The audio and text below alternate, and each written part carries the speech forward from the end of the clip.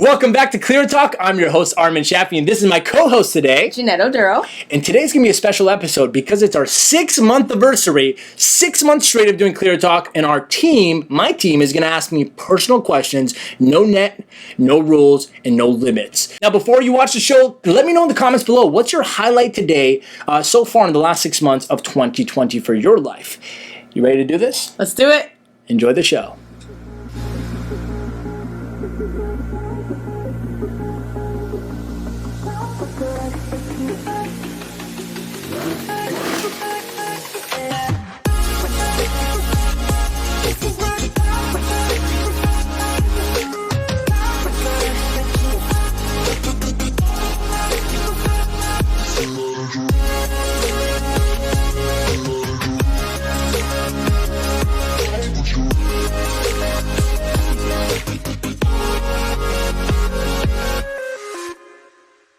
Welcome back to ClearTalk. I'm your host, Armin Shaffi, and this is my surprise co-host for the day. Say your name. Jeanette Oduro. And this is the #1 show for entrepreneurs who need clarity, coaches, speakers, experts. I don't care what you do. If you want to build a business, have dreams in your life, this is the show for you, where we answer questions and clear the fog in your mind on things that you might need some clarity on. And so listen, if you're on YouTube right now, I want you to hit that subscribe button. And if you like content on mindset in business and how to grow your dreams, grow your business, and actually become your own boss, then hit that subscribe button and hit that little notification bell so YouTube can let you know when we post new videos and training videos and all that good stuff. If you're on Instagram, share this to someone in your DMs, bring your friends on, share it with your family, bring the neighborhood out, open up a barbecue, start cooking some ribs, and watch the show with us. And if you're on Facebook, hit that share button and let other people tune in so they can actually ask live questions. And comment down below right now if you're watching this and if you're excited, and hit that like or heart or care button. Just care buttons now. Yeah. There's a little Care Bear button. So welcome back. Wow. This is a special episode. Would you like to know why? Tell us, Armin. It's because it's our 6-month anniversary. That means it's the 24th show. We've been doing ClearTalk for 6 months straight. Not a beat missed, not a Monday missed. Every 12 p.m. at Eastern time on a Monday, we go live, and then we post the edited version of the show by Wednesday or Thursday of the same week. So everyone's coming on right now. I'm excited to see you guys. Look, here's what's going on today. Today's going to be a little different, okay? We're not just going to answer any questions. We're going to answer specific questions. And so, Jay, why don't you let everybody know? First of all, you can say hi and do your introduction. This is I don't even want to insult you with the size and say it's the next Oprah, because she's going to be the next Jeanette. So we were making a joke before the live. We're like, welcome to the Oprah and Tony Robbins show. Because we're like little versions of them, you know what I mean? Like as kids. Welcome to the Oprah and Tony show.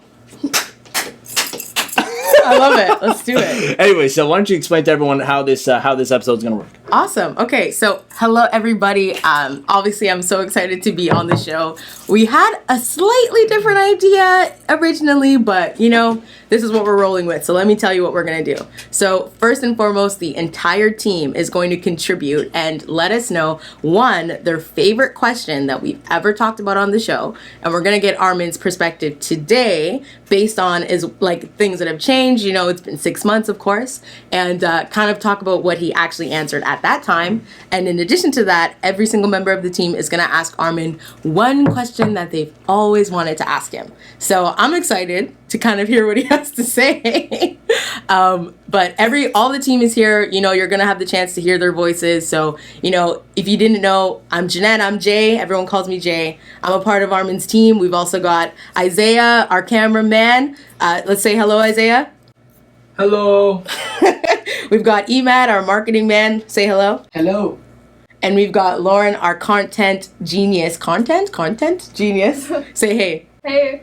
So all of them are going to ask a question. And we got well. Jay, the queen of the castle, who's helping us manage and run this entire operation smoothly. So say hey, Jay. Hey.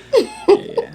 Okay, awesome. So are you ready to go? Yeah, I'm ready. So just to get this clear, you guys are about to have a lot of fun. I'm about to let my team ask me any question they want to ask me. No rules, no limitations. know nothing. So you can ask me anything and I gotta answer it. And also we're gonna nostalgically go through all the greatest questions ever answered on this show over the last 6 months and reminisce on it and like see if I have different opinions of things because I've grown, right?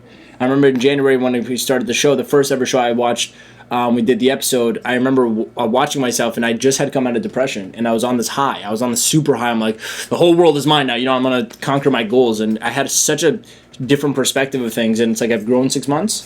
So, anyways, it's gonna be a good show. Are you ready, Jay? I'm ready. Yay!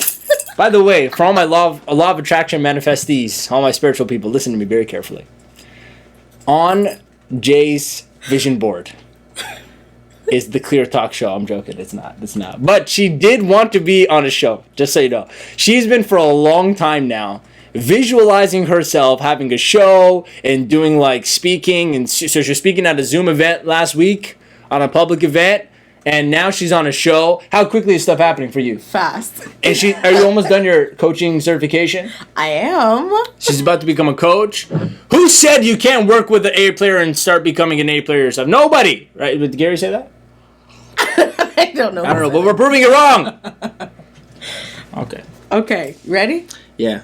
All right. So first we've got, I believe this was Isaiah's pick. So Isaiah's favorite question was, what's the biggest lesson you learned in the past year? Armin's answer at the time was, failure grows you and success humbles you. And if it doesn't, you'll meet failure to grow you. You get what you want, and you want what you get when you get there. Then you really have control over your goals. Do you remember that? That's a good answer. Who said that? That was Isaiah's pick. Yeah. I still, coming out of the shower, when I finish, I always say failure failure grows me and success humbles me. And I just make sure that, because the opposite is always true about people. Like people think success grows you and failure humbles you.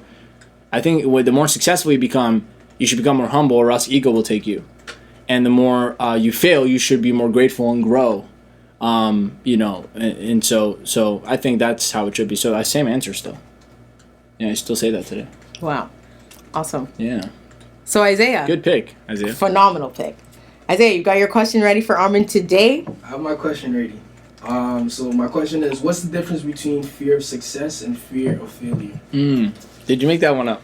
No, that was the question I was dealing with over the weekend. Yeah. So I wanted to understand it more. Okay. I never understood when Grant Cardone told me about it. Yeah. A lot of people say a lot of things. I'm going to tell you the truth. And it's from my studies and my own growth and my mentorship from Think and Grow Rich. There is no fear of success. Let me ask you a question. Who do you know that's afraid of succeeding, really? Being afraid of succeeding? That sounds so stupid when you think about it. Why would you be afraid of succeeding? Why would you be afraid of getting what you want? There's no such thing as fear of success. People say fear of success, and I know because Les Brown says it in his motivational tapes. I know Grant says it. I know a lot of people say, because that's what people think is real. So they're just going off what you think is real. There's no fear of success. There's just fear of failure in disguise. You know, when they explain what fear of success is, they go, oh, fear of success. What if you get there and you can't manage it? That just means you're afraid to fail. There's no fear of success. I need my fire emojis. You should just have it right. Hold on. This is not even white. No, it's not. Hold on. So if this is your first time on the show, usually I ask the questions. That's a fire emoji. And anytime Armin says something good, I like fire emoji. Fire. So yeah, there's only fear of failure, meaning you're just afraid of failing. And then there's a fear of success, which is not real. Is if you get there, you just fail at a bigger scale, like you lose it all or something. That's just fear of failure, man. That's just fear of failure. Okay. And here's the cool thing. It's like, what's fear of failure? I always like to think about that. Like, what really is fear of failure? Where does the fear of failure come from?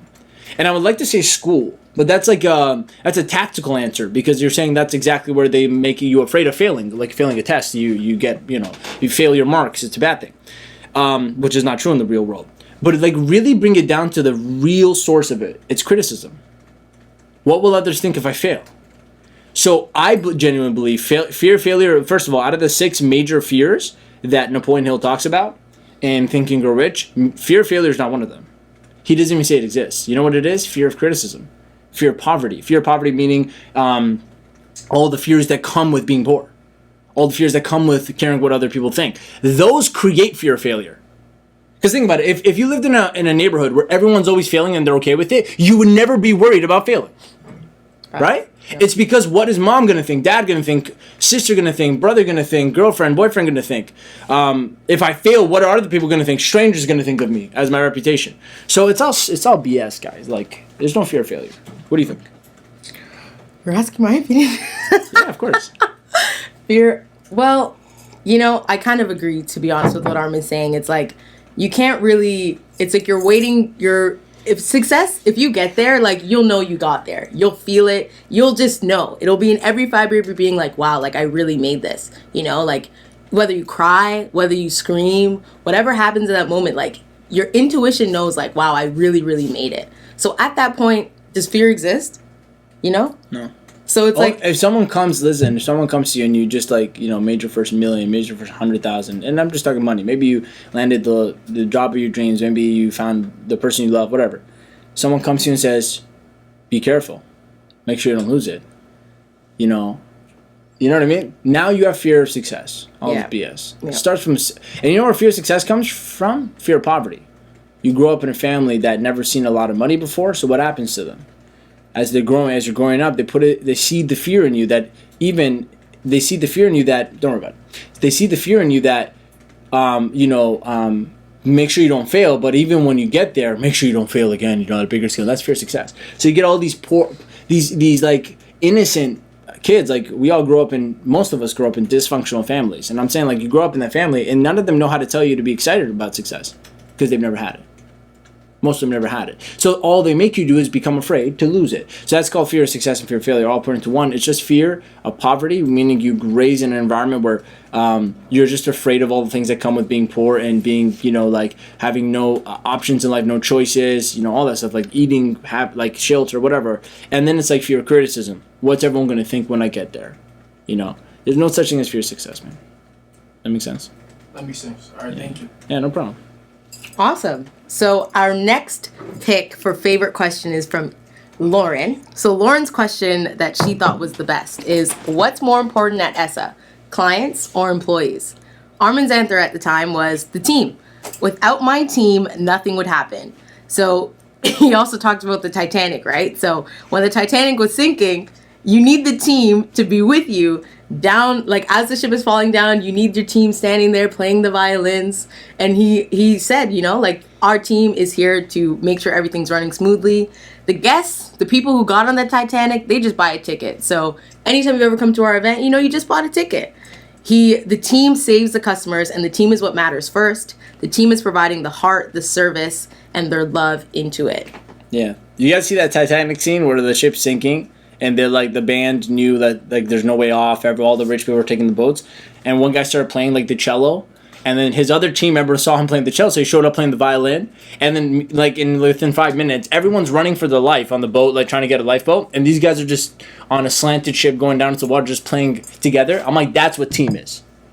They were dying together in harmony. Like, that's real team. And if they didn't have that kind of team, maybe one person running by got a little bit more calm because they heard the beautiful music as they're about to die. And the team sticking together in harmony creates the atmosphere, creates the success. Plus, you guys, what do you guys think? This is first of all, I've said this multiple times before. There's no such thing as self-made. Anyone who claims themselves self-made millionaire, self-made billion trillionaire, okay, they're just full of themselves. There's no such thing. Nobody's self-made. You can do a lot of things on your own, but there's no amount of massive success you'll ever have without help. Ever. Like, it's just not possible. It starts with you. But when you're doing the right things over time, people need to come and help, and they just show up. Like you guys think this all runs, like this show, like I already told you guys on different episodes, is because of this team. My business right now online is because of this team. Clients being taken care of because of this team. I just focus on what I'm really good at, but if I didn't have other people really good at other things, it would not work. So if you're watching this and you have ever put anywhere on your social media self-made something, delete it right now, I'll forgive you. And move forward saying, community made. You know why? Because even if I didn't have a team and I was a solo entrepreneur, guess what? Guess without who I would not be successful? My customers. So are you self-made, or are you a millionaire because tons of people paid you a lot of money because of the service you offer? Without them, it's like this. It's like saying a speaker is self-made. Without the audience, you're not a speaker. You're speaking to an empty room. So you're never self-made. Get this egoic crap out of your head. So egotistical, self-made, arrogant. It's arrogant. It's a childish thing, eh? When I was a kid, I wanted to be like, I did it on my own. I'm like, well, I started on my own. I didn't get here on my own. That's the quote. You start on your own, but you don't get there on your own. Okay? And Rethink and Grow Rich, like in Mastermind alone, Napoleon says, no great success has ever been accomplished without help. Without the help of a mastermind. You need people in your inner circle helping you. So, like, yeah, selfishness, there's no room for selfishness or self-centeredness in a higher level of success. I'm sure you could probably run a really mean, like, pizza shop on your own, sure. But, like, you want to do anything, not that that's a bad thing, by the way. I'm just saying if you want to do a big-scale company, then you need help. Okay. Yeah. It's good. Good pick, Lauren. Very good pick. So, Lauren, do you have your question ready for Armin? Yes. It kind of like builds off of each other, but I was thinking about this and I'm just like, okay, so there's like the 3 pillars of success or like what builds it up, which is health, wealth, and relationships. Okay. First of all, do you believe in that? What? As like the 3 pillars of success? Like you need all of them to feel balanced? My obvious answer is going to be I'm way too young to answer this question. I have no idea. At 55, I might come with a whole new pillar that I didn't know existed. And the only reason why I'm answering like this is because I'm reading Grow Rich with Peace of Mind right now by Napoleon Hill. He wrote that in his 80s. And you start to realize how much he didn't know in his 30s and 40s when he wrote Think and Grow Rich. And he's honest about it. So a real wise answer is like, I don't know how many pillars there are to life and if there's pillars at all. I do know when people create pillars of success, they're just trying to create a structure around understanding life. If you listen to gurus from the East, I like to listen to Sadhguru. He's a really good, really cool speaker. He explains how when you try to come to conclusions in life is when you're trapped the most.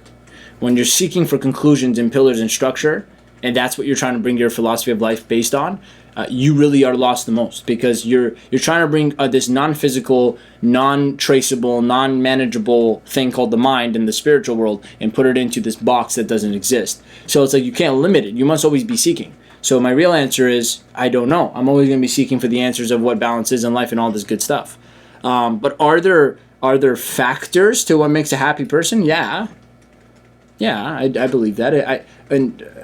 I just say based on my own life right now, based on only my life right now. If health and fitness, like health, was not taken care of, I'd be miserable. I don't know how anyone is dealing with health issues and happy. Like when I mean health issues, I'm not just talking about weight. I'm talking about like energy. I'm talking about like mental, like fatigue or not. I'm talking about inspiration. Emotions of positive or negative. I'm talking about peace of mind, right? Like if people don't have that, don't kid yourself. I don't care what kind of trend you start. You're not happy in life. Okay. Health, very important, right? Wellness, money. If you don't have money, if you're lacking the money to live, you will not have peace of mind. You're not healthy. Let me say that again. If you lack the money to live, you're not healthy. It's impossible for your mind to be at peace when you can't pay bills. I'm not saying be rich. I'm just saying have the money to live and have that money in a way that doesn't make you cry because you have to go to work. So if you're happy doing what you do and you have enough money to live, at least you're at the starting point of peace. You don't have to be a millionaire to say I want to do what I'm saying. I'm just saying you have to be able to be financially independent. So money is an important factor, right? Love. If you haven't experienced love in your life yet, you're missing out. Like one of the greatest privileges of being a human is to experience emotion, and the greatest emotion is love. Love for things, love for God, love for a person, an intimate love especially is just the most beautiful experience ever. And if you don't feel it, like it softens you as a person, It makes you feel like grateful for life. That's definitely a pillar for sure, like an intimate relationship. But then there's actual relationships, like harmony. If you really want the closest thing to pillars, I would say is in Napoleon. I just keep quoting him because he's pretty much done most of the work for us. Napoleon talks about in Grow Rich with Peace of Mind and Think and Grow Rich and pretty much everywhere, there are 12 princes. And it's actually on my wall if you see it next to you, Lauren. It's on the wall. It's called the 12 or 8 princes of success. And it's like, I don't remember all of them from heart, but I do know it's like harmony in human relationships, the capacity to understand other people, sound mind and sound health, sound body so that you're healthy, love for what you do, like a love of labor, the ability to want to give, like to help others out, contribute. And the last thing on the 12 is like money. So those are the 12 things I would say I would like work on improving in my life. If you feed all of them, you have a pretty good little kingdom running for your life. Yeah. What do you think? I mean, I think your question was about balance, right? So are these the three things that you need to like feel like a balanced and like well put and Wait, was that your human, question? right? It was a part of it. Oh, sorry. Part Yeah. of it, yeah. But like, it's okay. Yeah. That's a pretty hefty question right there. It is I didn't think hefty. it would be that like in depth. I'm like, okay. Well, my answer would be like, you know, everybody has a different kind of balance. Yeah. You know, like balance isn't I do this, and it's equal 30%, right? Yeah. I think for everyone, and this was probably the hardest lesson that I had to learn because, Armin is no stranger to this, we were very work 100% of the time with like no thoughts about anything else. So what I had to learn in my journey is that, you know, my level of balance for certain things is going to be a different caliber than someone else's. So like my labor of love, like what I love to do in terms of working, building businesses, etc., is like probably like 90% of my life, like 80 to 90% of my life. But that's balance for me, right? Because I just love to do that so much. But the other like 20 to 10% is like the things that I love to do with people and community and whatever else is possible for me. So, you know, but that 20% for me feels like everything. Yeah. Right? And like the 80% also feels like everything. Don't you feel like it's like a misconception? Like some people are like they think they're a human robot, like a software. Yes. How do I allocate 10% of my energy into 10 different things? Yeah. Well, it's not how you program a mind. Exactly. Like life is not like that. If you look at a heart monitor, it's not like blocky. It goes up and down, zigzagging. This is what happens because your own biology is fluctuating all the time. Life is a fluctuating like thing. It's not systematic. It's not linear. It's the problem, right? Where like we have a logical side of our brain and we think everything should be logically linear.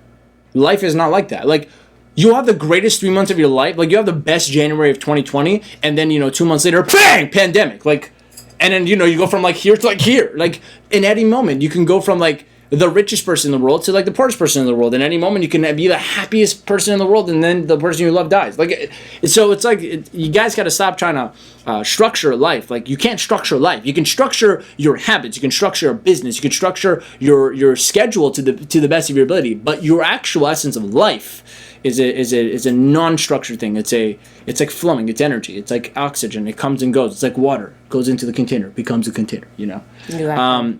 But I think that's weird because like when you say it like that, it's true. Because to me, balance is like 90% of my time. Like honest. 90% of my time goes into what I do, like what I love to do, which is my work. Yeah. 10% goes into family, relationships, health, hobbies. Yeah.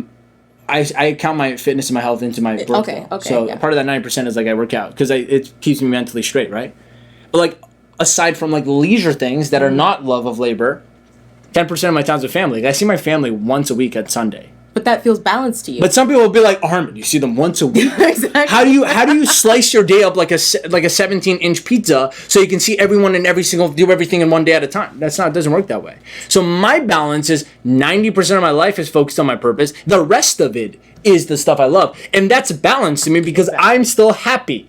Yeah. Some people are like, I need to spend half my day doing this, half my day doing that, half my week doing... No. Ready for this? Balance doesn't mean equal. Woo! Okay? Balance doesn't mean equal. This is my fire emoji. Okay? Balance has nothing to do with equality. Exactly. Your schedule and time and your focus shouldn't be split equally. That doesn't mean balance. You're not a scale. Okay? You're human. Like, balance means you have all things you want at all given moments. And guess what I want? I want 90% of my life to be focused on the work I do because I love it. That's my balance. You get what I'm saying? So, like, the faster you just get yourself to get all the things you want out of life, so that all your time is going like you're doing what you want to do, you'll feel balance. You'll feel balance is the key. Yeah. Right? So, like, and obviously it depends on the person and the work and lifestyle. Because some people don't like a husband or a wife that is always working or usually working, but you can find someone that loves to work with you, and you're both balanced. Okay, so what's the rest of your question, Lauren? Sorry. It was a good question. It was a great question. That's a great question. Let me see if I can find it. Right, because a couple of weeks ago you were talking about like sex transmutation, and I know you were directing it Sex. more. Got your attention.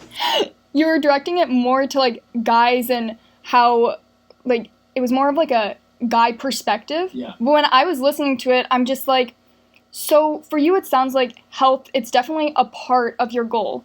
But when you were talking about like when you're with a woman and you're using like you're visualizing your goal while you're with her, aren't you just using her as a vessel and she's not a part of your actual goal, like your health?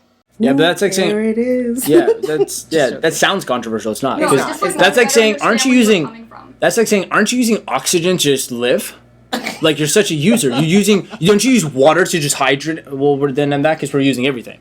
So it's not a matter of are we using things or not. Of course you are using things. That's the point of purpose of the things. Yeah. If you don't use them, then what are you doing with them? Like you don't date someone to take a look at them like a flower or painting. Like you use them for giving you what you want. They use you, and that becomes a very harmonious relationship. You give each other what you need. And so what I'm saying is in that example, which is like when I'm actually being intimate, I like to, not all the time by the way. I'm not this freak who's sitting there like, yes, money. Like I don't do that. But I'm saying every now and then it's very cool exercise to have. We got a lot of hearts and emojis coming in over here. Someone really liked Lauren's controversial question over here. Let me rephrase your question. Don't you think you're using the person you're sleeping with when you're thinking about your goals while you're having sex with them? That's not what I was saying. Well, that's how I took it. No, because you're saying that health is a part of your goal. Right. But it doesn't sound like a relationship is a part of your goal. It sounds like you're just using the Oh, my bad. Okay. Yeah. Okay, no, relationship is a part of the goal. So here's the thing. With men, specifically with men, listen very carefully. Usually you want success to get something from it. So usually men want a lot of money so they can like attract women and like find love. This is like just a deep-seated thing for masculine people. Very deep, like you're growing up, you see all these movies, all these like really like alpha males. They usually have power or money. And they have like this beautiful girl with them. So you associate being successful with money. That's the reason why. And then money with having a beautiful girl. So it's like deep down inside, every boy growing up just wants like that loving lover that they can be with. You know what I mean? Very deep inside.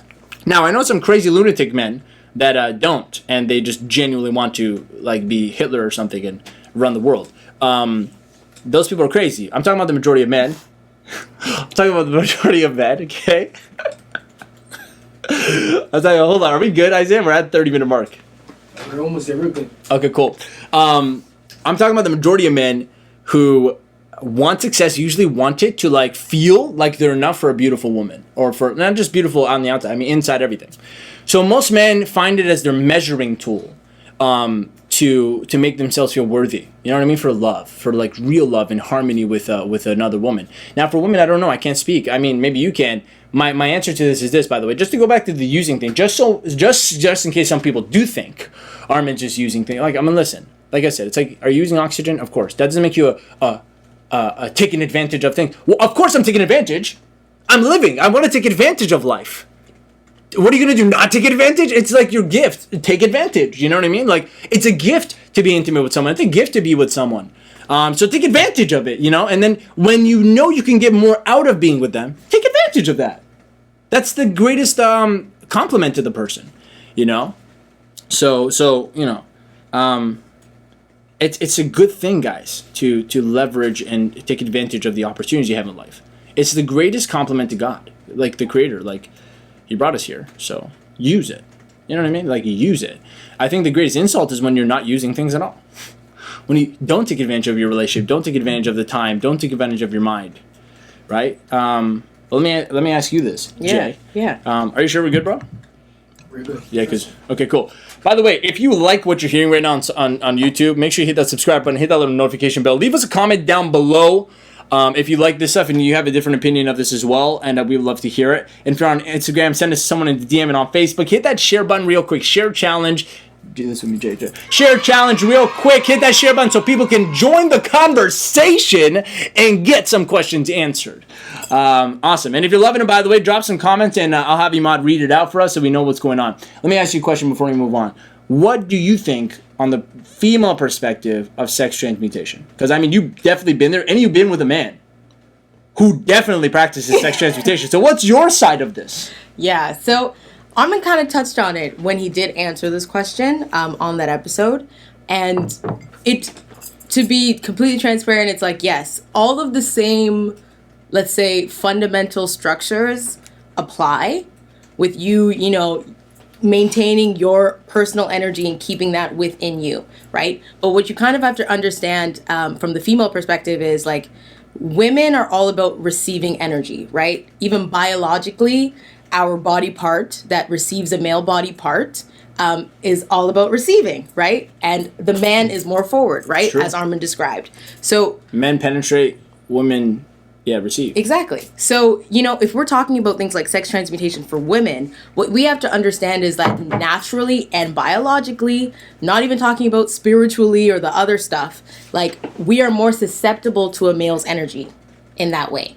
So naturally, we are more susceptible to not even just a male's energy, but energy in general. So for me and my practice of sexual transmutation, I would think of that circumstance as, you know, I am still going to be abstaining from the receiving physical aspect, but for the emotional aspect, I still try to receive that energy. Yeah. Right? Like you like to flirt and be Exactly. cute and that's what it's like. Yeah. Exactly. So it's Right? the same on both sides. It's the same pretty much circumstance, but for women, it's like we have to be, I think we have to be slightly more sensitive to the energy because it's like for a male, when they're giving out the attention, they just like, it's like that bravado. They just like to feel it, you know, when they say like, oh, you look beautiful today, and a woman smiles, they like that. Yeah. Right. And the woman would like to hear, oh, you know, you look beautiful today. And they're like, oh, thank you. Do you see the difference? Yeah. Right. So yes, it's the same thing though. Ultimately, it's the same thing. Your energy is yours and you're not letting someone else take your energy. You're using it to go towards your goal. I think Jay said it perfectly. Moral of the story is become very highly sexual, like wanting to engage with people, being attracted, being into yourself, being into people, playing that game with people. If you're single, obviously, and if you're with a relationship, just do that with the person you're with, but just don't have sex. And now you take all that energy, all that tension and pressure inside of yourself that makes you want to do it and bring it back into your goal. Yeah. Doesn't mean don't ever have sex. If you're in a relationship, have sex, but just not so much that you're always tired. Okay, if you have sex, you know this BS, I see people like, #relationship goals, I want to have sex 5 times a day. First of all, do you have time for that? First of all, do you have time for that? Second of all, what else are you doing? You know, like, every session is about 30 minutes. You're talking about 6 hours of 30 minutes? 3 hours. Sorry, okay, sorry. Anywhere from 7 seconds for most males to 30 minutes. I'm saying more than 30 minutes. Whatever are good for you. My point is that's a lot of time. You're not talking about the buffer time before and after. Yeah. Clean up. You know, everybody clean up. Like, after that, you gotta clean up, you know? Most people like to shower before, after. There's a lot of, like, it's a whole chore. My point is, first of all, that is so, listen, if you have that much sex, you are depleting the energy you have to work, like, on anything. So that is an addiction. You should not be doing that. My point is, you know, you can do like once a week, twice a week, that's fine. But like you do it like every day, like all these hashtag goals. I want to do it on the kitchen, do it on the couch, do it on the car, do it in the trunk, do it in the shower, do it in the sink, do it in the laundromat, do it on the ground, do it on the floor, do it on the ceiling. Like, that's not hashtag goals anything, guys. That's hashtag you got no purpose to be working towards because you got enough time to have sex all the time. Like, I'm not even kidding. Let me tell you straight. I'm laughing, but I'm like, he's right. Let me tell you straight, like, you know, it's sexy if you're with a man and the man's always focused on his goal and like, you know, and the only thing that can distract him is you. That's romantic. Like, you're just the man you're with is always focused on the goal and like nobody could rip his eyes off what he wants. But the only thing is like when you text him or when you see him, he doesn't, the only thing in the world is you now. That's sexy. You know, and keeping that energy between you without releasing into sex 24/7 is going to create a really strong drive for the man. And imagine for the woman as well. Like, man, if you're with a woman who's always positive, always like being a force of nature, force of love, and going around and doing what she's best at, being in a positive state, being a contribution to the world, which is their superpowers. Imagine looking at this person and then when they're with you, it's like you're the whole world they want to contribute to. That's such a beautiful romantic, right? Yeah, I love it. My heart's like, oh wow, love. Okay. Lauren, what a great question. Phenomenal question. We should have a whole show just for Lauren's questions. Right? That was awesome. Okay, so. Controversial. All right, what's the next question? Well, let's take a break here to see, because of the social medias are going crazy. Yeah, crazy. So what's happening on Facebook? What's happening on Instagram? On Facebook, we have a lot of fire emojis. Cindy says, when you're secure within yourself, it doesn't matter with what anyone thinks. Facts. Uh, That was the weirdest thing that's ever happened on the ClearTalk show. Synchronicity. Go ahead. In real time. Aris says, good to see you both. How often do I say facts, by the way? Never. I usually That was a do. once in a I lifetime usually do, situation. yeah. Go ahead. Ari says, good to see the both of you keep going. Aris? Yeah. Shafi? Yo, my man! Hey, how are you? What's up? YPR. Go. What next? The next thing he says is, be my life. Oh! Viva! For all my friends who didn't believe in me when I was just hitting my first 3 people in my network marketing company 7 years ago, I told you. Sorry, I had to say it once. At least once. Even though that didn't make me really rich, it brought me to where I am today. Absolutely. So I'm grateful for joining a pyramid scheme that was legal and based off all legal products that were very healthy for you. Yeah. Thank you, BK Barreco. I want to thank my mother. Sorry, go ahead. Yeah, that's pretty much it. That's it. Okay, cool. On Instagram. Instagram. Daniel said Burma for life. Woo! Card number 15. Card. What was he? Card number 8 or Wasn't he something? 20? 20 something. Yeah, 20 you were or 20. You came 21? in late, bro. Yeah. It took too long. Daniel said Star Royal Bronze. Yeah, guys. So check this in. I hit this rank in this company, right? I recruit like 3 people, and if you hit 3 people, you go from like affiliate to bronze. That's like the first level. Yeah. So I was such a firehouse. Even though I only had 3 people on my team, even though I was such a beginner in the company, I was at events speaking because I was such a powerhouse. I'd come in like fired up, and people were like, who the hell is this guy? Is he on cocaine? You know, I'd walk in, and I'm like fired up. I was just so excited about life because it was like so exciting to me to have purpose in life. And I'd go up and I'd open these presentations. So I was speaking, and I was like 18 years old. I'm like, you want to be the 93% or the 7%? And I was going in it, so I was so fired. Even though I was like 1 rank, everyone else was like 7 ranks ahead of me. I call myself self-proclaimed Star Royal Bronze. So I was above every other bronze because no other bronze was doing what I was doing. I never got to silver, which was the next step. That's why that journey ended quickly. So I was really bad at network marketing. By the way, the reason I was bad at network marketing, anyone watching network marketing, here's the lesson I learned now, is because I tried to do everything myself. I was trying to be a self-made network marketing millionaire. You can't do that in network marketing. It's called network marketing, not yourself marketing. I didn't know that.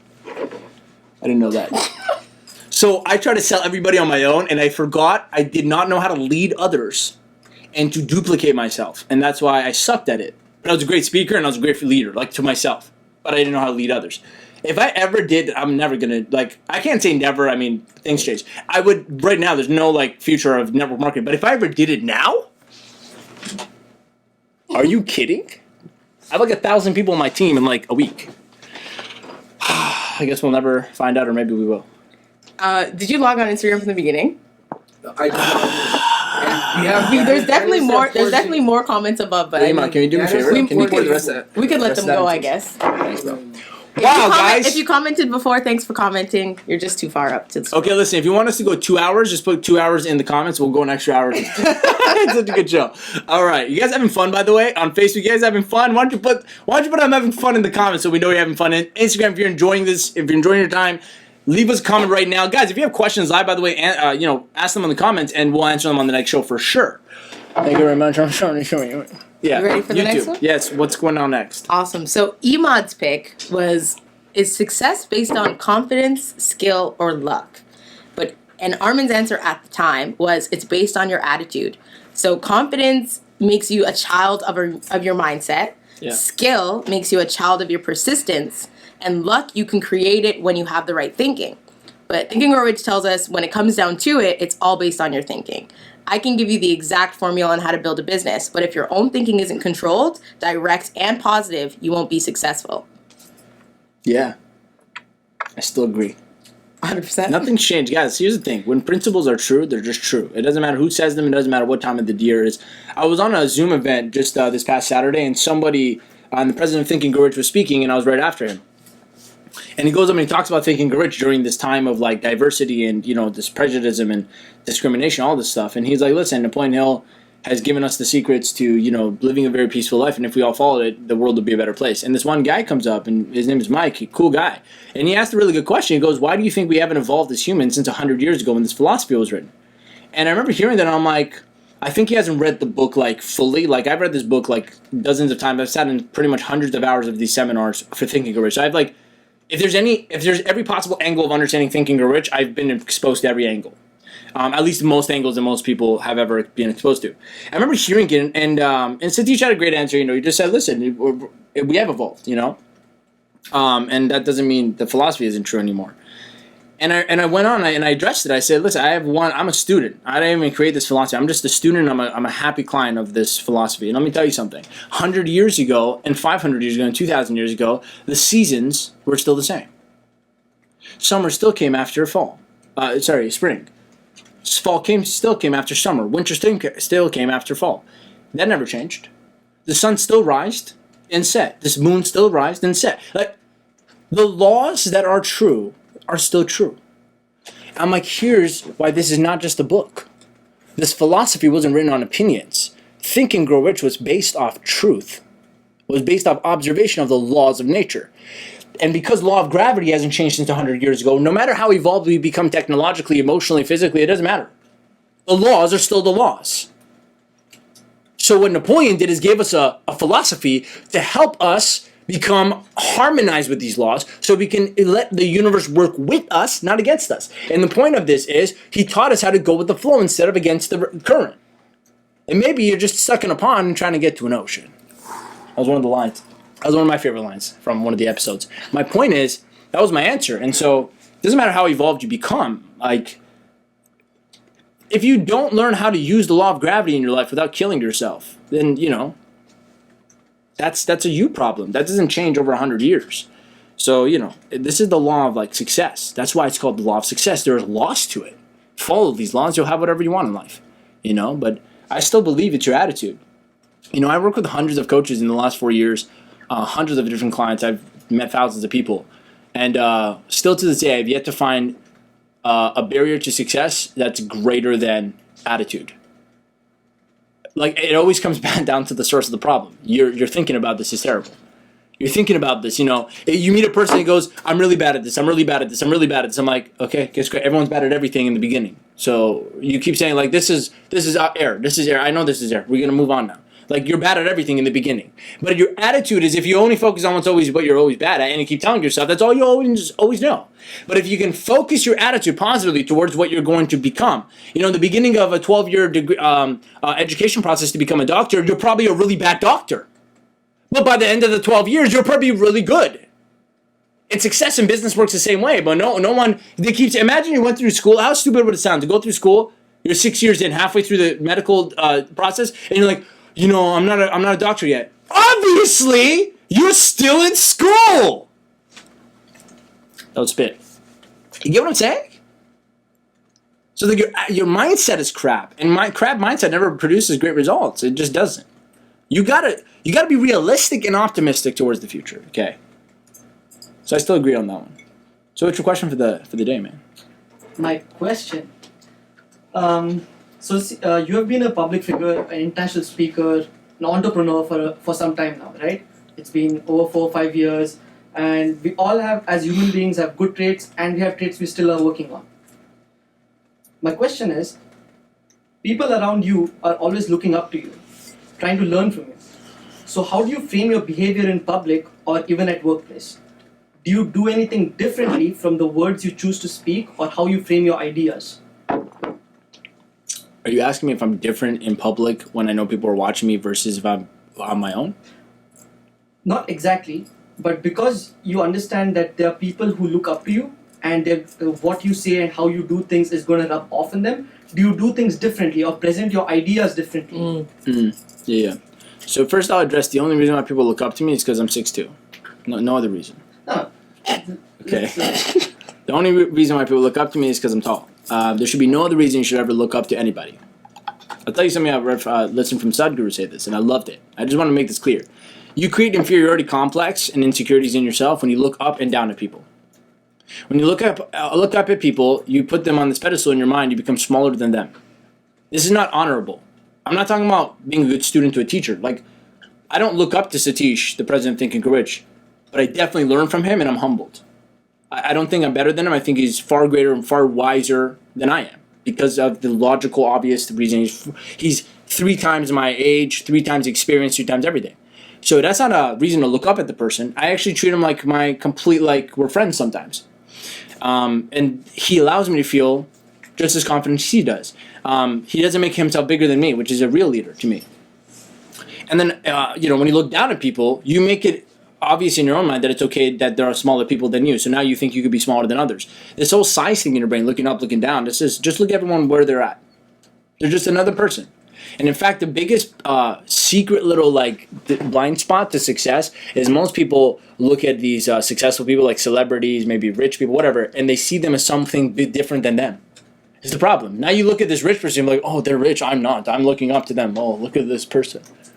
What happens is now if you're trying to convince yourself to be like that, you'll think it's so far away. Meanwhile, it's just another human being that worked on something longer than you did. That's it. Is there people better than you at things? Yes, there are definitely people better than you at things. I'm a terrible engineer, but I'm sure someone's a better engineer than me. I'm a great marketer, maybe someone's a worse marketer than me. That isn't the value of the person, it's the value of their skill set. So I don't hope nobody looks up to me. If you're watching this, you look up, don't look up to me. Look at me where I'm at. I'm just another person like you, and I'm working on this longer, and I'm working on this more, and whatever, I care about it more. And there is more or less if you compare yourself to others in terms of skill set, in terms of drive, all this stuff. But in terms of human beings, we're all the same. And my answer is, it's really easy actually, how I am, because I know people are watching me, I just be myself.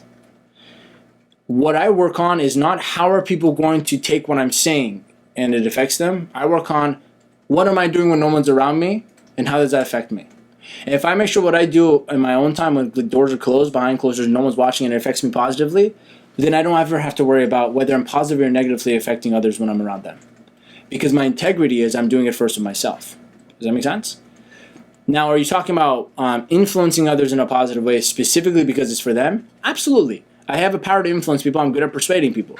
My job is to make people think bigger about themselves. So what do? I challenge people. If you work with me and my team, I'm going to challenge you to think bigger, be better, strive for greater excellence. But that's not because I would never be able to do that with ethics if I didn't do it myself. So my answer is my behavior stays the same. I make sure I work on my behaviors behind closed doors. And then when I come out in public, I just got to be myself because genuinely I'm this person. And then people take that. The only extra notch I would give is I frame things to their benefit. It's not about me when I'm around others. When I'm around my team or customers, I make sure my mind is focused on what is good for them. So when I'm with them, it's not really about what do I want to say. Don't ever let what you want to say get in the way of what the other person wants to hear. It's a very important thing to know. And sometimes, I'll give you an example.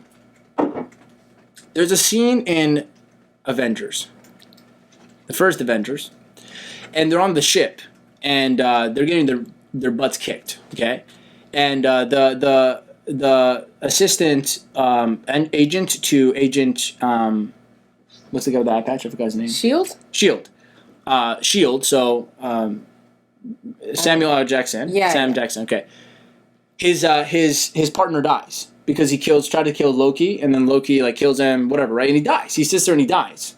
And he got in front of Loki, even though he was a mismatch. And they got their butts kicked, right? Hulk fell off the ship. Captain America's there fighting with Iron Man. Everyone's fighting, right? And Agent Shield, Samuel L. Jackson, comes up and he grabs the card from the inside pocket of Agent Coulson. I think his name is Coulson. Whatever. It was Coulson. Okay. And he comes to Captain America and they have lost hope because they just got their butts kicked. They don't know what to do. And Agent Shield comes up and he goes, Captain. And he knows Captain America's heartstrings are for his people and stuff, right? He's a leader. He goes, Captain, he's like, I found this in Agent Coulson's pocket. And he throws a card of Captain America with blood on it. And Captain America looks at it, and I know it hits his heart because he goes, this guy just died and he believed in me. And he looks at him and he goes, Agent Coulson believed in you. So I'm sure you'll figure this out. Something like that. He inspired him by giving him pain motivation because it's this guy just died in your name trying to protect you. And Captain America walks away from the scene. So is Iron Man. Everyone runs away. And he got so angry that he died in battle for him that they suited up to go fix it. And as they're leaving the ship, and the team's Agent Shield, they've just left the ship. The girl assistant comes up and she goes, Shield? And he goes, yeah. He goes, that wasn't in his pocket, the card. That was in his locker. So Agent Shield lied to him and said it was in his pocket. Wow. And he looks back at her and says, you have to do what needs to be done. I look at that as leadership. Is he hurting anyone by saying that the card was in his pocket other than his locker? That wasn't the truth. The truth was he took the card out of his locker, put blood on it, and threw it in front of Captain America, and he created motivation for Captain America to go fix the problem. And they won. My point is this. Sometimes, like, you just got to do what's good for the greater good, and it's like leaders don't worry about doing things right all the time. They focus on doing the right thing. In that scene, Agent S.H.I.E.L.D. did the right thing. And by the way, that wasn't the honest truth. Mm-hmm. And so I look at this when I'm with my team, and don't worry about it. When I'm with my team, when I'm with customers, when I'm with whoever, I don't get what I want to say myself selfishly, like, but it's, I got to say exactly what the truth, no. I don't let that get in the way of me saying what I need to say for this person to make a choice or to move forward, okay? Now, that power in the wrong hands is a bad thing because that means you'll say the wrong things and get what you want. Now you get criminals. But you know that same power is used by leaders. It's used by leaders. Not creating fabricated facts, by the way, but by bending the truth so that the person gets the point or so that the person gets what they need to hear and then it creates a positive thing. You just did the right thing. It's obviously a very, two-sided conversation, controversial, but my point is look at history. And in these movies, it's a great example because what do you think they get the ideas? So my thing is this, in public, when I'm with team or whatever, I will just always make sure that the person is better off after I talk to them, better off after they're with me. I first work on myself so that I never have to pretend to be something I'm not, and that's exhausting. If I have to fake to be a fraud and be like this motivated, successful person, that'd be exhausting, so I don't do that. I just work on being that person for real. And then when I'm with people, I focus only on the parts of things they need to hear so that they get the point. That's what makes an effective communicator, and that's just the truth, whether you like it or not. That's and I'm learning. I'm just a student of understanding that's what people do. Does that answer your question? Yeah. No. What was the actual question? What was the point of that question so I make sure I got it properly? Well, we've got 2 minutes.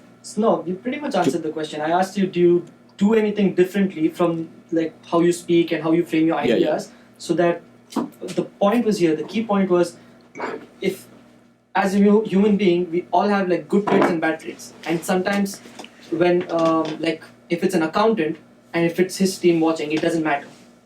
And it's not looking up. Because like how you said, people are trying to learn because they're in a different space from you are. So, but you're in a place where you're a public figure, you're a coach, so people do want to learn. Yeah. And there are things to learn.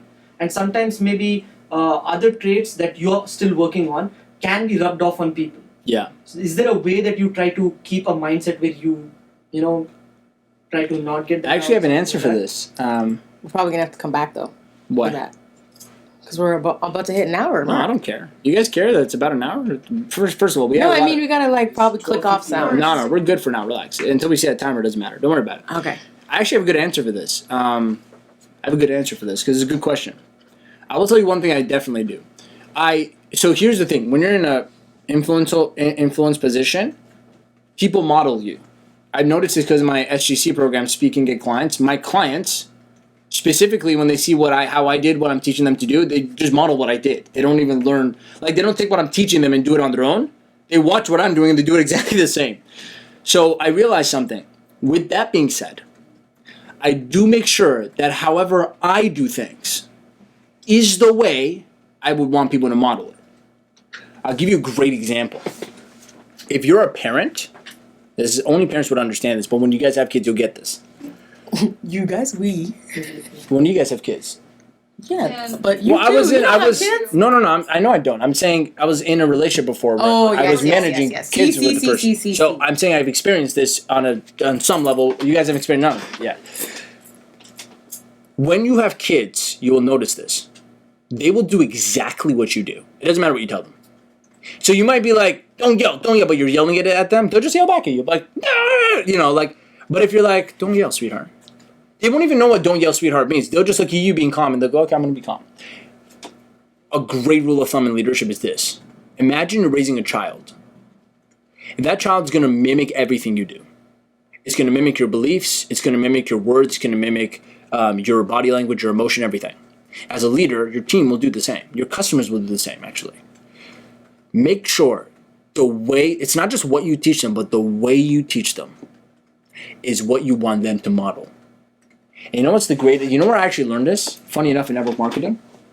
In network marketing, multi-level marketing, I learned this the hard way. I would go and meet people one-to-one at a coffee shop. And I remember my upline at the time, it wasn't even in Vimeo, it was before, I was in Amway before that. My upline told me, the way you enroll your people is the way they're going to enroll their people. I remember hearing that, I'm like, so do I want everyone on my team meeting people at coffee shops? Because that's a limited way of meeting people. I'm like, or do I want to teach them how to do like a pitch in front of an entire audience so that they get tons of people? And it hit me then. I'm like, damn, I can't just tell them to go do something. I got to make sure I do it myself so that they can see that and model it. That's good leadership. And so what I have done, at least since January for sure, is I made sure that the way I am doing things is the way I want the people learning from me to do it as well. So if I'm dealing with a situation, for example, if I'm dealing with an argument with somebody, I always think before I say something, I go, if I was angry or if they were angry with someone else, how would I want them to treat that person in the situation? And I treat them like that. So a great example is this. Here's a bad example. I'll actually apologize for this publicly with Lauren. So Lauren and I had like a lot of mistakes this past week, okay? Like there's at least 4 or 5 things we did wrong with email marketing, all this stuff. She's learning, okay? Her face is right now, she's giving me this face. No, I'm not. There you are. So there's a couple times, and I'll be honest, probably most of the time, I got irritated about it because it's like when you send an email, you can't resend it, you know what I mean? Like you can't take it back. So me and her had this heated, I'm like, Lauren, why'd you do this? And we were like, friction. She was like, I learned, but and I'm like, we had those. And then it hit me one day, after the 4th or 5th time I did it this way, I handled it this way. I said to myself, when she has a team that she's running, and I walk into her handling a situation where someone made a mistake, would I want her to do that with them? And I'm like, no, I wouldn't want her. I would never want her to talk to her team that way. And I'm like, well, I can't tell her not to. I got to show her how to. So what did I do? I messaged her, I apologized. I said, listen, we're just learning. We're going to figure this out. Moving forward, I'm going to make sure I handle it exactly the way I would want her to do it with them, my extended team. That is leadership. So that is one thing I do. I watch myself. I go, how I do this now is what they're going to learn, not what I say. Yeah. And that's why in parenting is just so important. Stop telling your kids what to do. Start showing them how it's done. Peace out. We're at 30 seconds on Instagram. I'm going to end it off, or do you want to go a little more? I mean, you didn't answer my question. I know. Okay, guys. Instagram, we're just going to re-loop you, okay? Because, this show is too good right now. We can't stop. Yeah. Okay. Great question, Imad. Is it just yours left? Yeah. So Instagram, tune back in so you can watch the answer for Jeanette, and we'll go from there, okay? By the way, Imad, when it does stop, you make sure you post. Just go click next, and then start it live again. All right, guys, on Facebook, if you guys are loving this, hit that share button. Hit that little care button. Maybe give us a couple hearts to let us know in the comments what is your favorite part of the show so far, so we know what you love and we can bring you more of that. If you're on YouTube, I always say if you're on subscribe. If you're on YouTube, make sure you hit that subscribe button and that little notification bell. Okay, so you can get notifications on when we come out with great videos, value videos, these shows, so you can get some incredible, valuable knowledge. Honestly, just hit next. It doesn't matter. Just put whatever. Okay, great. Thank you. Make sure you hit that. And in the comments below, let us know what's your favorite part of the show so far, so we can bring you more of that great stuff. Swipe to the left. About to go live again. Okay. And we're back, Instagram. Welcome back. So now, so we just answered so far Lauren's question, Isaiah's question, Imad's question. We're left with mine. Oduro. People haven't really called me that since high school. It's funny. Last name for anyway. It's like those jock movies. Yeah. Yo Shafi. Well, I never understood that. I played sports, so that's pretty much why. I never understood that. Yo Shafi. I don't really. Armin. Well, I guess it's because it's on the back of your jersey, right? Oh, that makes sense. Yeah. I just got a question answered from me. And sports people are trying to usually be a little more respectful, like sportsmanship kind of thing. So True. we use the last name. Yeah. Or another thing is if you have the same name, right? If you have common names, last name is always the fastest way to get through. But anywho, so my question pick from our, let's say, scene 1, if you want to call it that, from our past episodes was, what motivates you to continue any project without seeing any significant growth prior? So this was a long-winded answer from Armin, which is probably why I liked it so much. He basically created this analogy about, imagine you start driving to a city that's an hour away from you, and I just tell you to go east. Don't worry about traffic, just drive. Don't look at anything, just go east. And if you can neglect the turns and the gas stations along the way, you'll be impractical. So if you don't know what turn to make, you'll never get to your destination. The long-term goal gives you motivation, but the short-term goal gives you practicality. Don't think about the short and long-term goals. There is just life. All that matters is right now. Being a dreamer is good, but you've got to be a practical dreamer. We would not have technology if these people didn't dream them and then bring it back to practicality. You don't plant a seed and then start complaining that it's not growing. That's a good one right there. Right? You plant a seed, you're like, it's not out yet. Obviously. It's been 3 minutes. The only thing that is instant is your thoughts, right? So what in real life does not take time? How do you expect anything in a short amount of time? Knowing what my end result is going to be like is all that matters. But knowing that comes without time, right? Your mind is like an instant imagination game. I stay motivated for what I work towards. I stay motivated for what I work towards because I already experienced what it's like before I get there. Motivation is an inner feeling. What you do from the inside is what matters. You get motivated by yourself, right? So that's pretty much the response. There's a lot more. I'm not going to read the whole thing. Couple sentences, right? that's it. But yeah, so how do you feel about that answer? Still agree. 100%, eh? 6 months is not fair. Like, in 6 years, maybe I'll have different answers. 6 months means, if you can't go 6 months without having the same opinion of 6 months ago, you're just you're a squirrel. Like, Wishy-washy. at least go at least a couple of years with the same beliefs that get you somewhere, and then shift. You know? Okay, no problem. Then are you ready for my personal question? Of course. Oh, Dun, no. dun, dun, dun. Oh, no. So, as I said, or I don't even know if I said it, but if you know myself or you know Armin personally, you can say, you know that I've known Armin for a very, very, very long time. Not everyone knows this. How long? 5 years? 6 years. 6 years. 6 years. When I went to Vancouver for 4 months, she was a part of the group of friends I went with. We didn't live together though. We were in different cities. We were in different cities. But we were in the same job. Yeah. We were in the same MLM company multiple times. We were trained by the same demon, you know. I feel like he watches these sometimes, so I'm sure he'll be. But he like that? I'm pretty sure he'll be like, call me a demon. That's so nice of him. No, honestly, big shout out to him. Big shout out to him. We had a little mastermind going 4 years ago, and it was like 4 of us. You know, started with 4. Started with 4, went to about 6. Yeah. 6.5. One no, person like crazy. 8, 9. Dude, there's other people. Anyways. No, but I don't count them. Yeah. So it was me, her. Like, we went to Dubai together with the other 2 people. Like, we've been through a lot. And then she separated for like years. And she went and built, like, in India, like, running tech teams and all this stuff. And then I built this business, and she came back and, you know, became Oprah overnight. She changed her life overnight, you know? Like, Bob Proctor. Bob Proctor, yeah. I changed my life overnight. So, yeah, so we've had a long history together. We've always, by the way, we used to hate each other. Like, I mean, I'm not like, yo, get on my face. I was like, why are you here? She'd be like, nobody likes you. That's the kind of stuff we would say on a regular basis. It was bad. I mean, we'd be in this office together, and like we were in meetings, and I would just look at her. She had this like big B face on, like, oh, the exact face is this. Right there. Look at that. You ain't gonna get a mortgage with that face. Okay, you're not gonna get anywhere with that face. So I used to look at her like, do you realize how much your face says before you open your mouth? And she'd be like, do you realize how annoying you are because you talk all the time? And I'm like, well, it worked out. I'm a speaker now, so. It sounds. No, we were bad. It was very bad. We were bad. I would go to the guy who was running like the show, and I would go up to him like, dude, how do you deal with her? Like, she's so annoying. I'm having the same conversations. And then she would go to him and say the same thing. How do you deal with him? He's so annoying. And I would say that he would just look at me and go, you know, you guys have the same opinion about each other. I'm like, really? And I was so appalled. I'm like, she thinks I'm bad? She's terrible. She thinks I'm bad. I was actually so surprised. I'm like, how can I be bad? I was such an arrogant little kid, you know? And then it's funny because like we I didn't want to be around her. You know secretly what it was?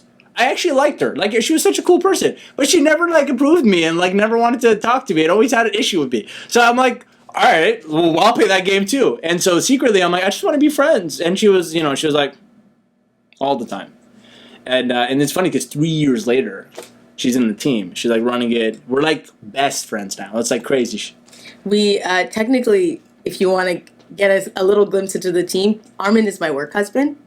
That makes sense. Armin is absolutely my work husband. But yeah, we have a very, very long past, it seems. 6 years, if you look back on it, seems like a small amount of time, but it was like the beginning of his journey, the beginning of my journey. So it's like, in my imagination, it's like, or in my mind, it's like, that's when my life really started, is 6 years ago, right? I'm not sure if you feel the same way, right? So my question, with our entire history in mind, and even talking about if you follow me on Instagram, I just made a post about it's been my 1 year anniversary with Armin, with the ESSA team. Yeah, you joined our team last year in May. In June. Officially. Well, I talked to you in May. He called me. I called her in India. While I was in India. It was like 2 a.m. my time. I was like, I don't know what time. It was really late in India. Oh, it was 3 a.m. her time. It was like exactly. 6 p.m. my time. Yeah. And she's like, hello. And I'm like, hey, Jeanette. I'm like... He didn't call me Jay then, of course. No, of course not. I'm like, so what are you up to? And she's like,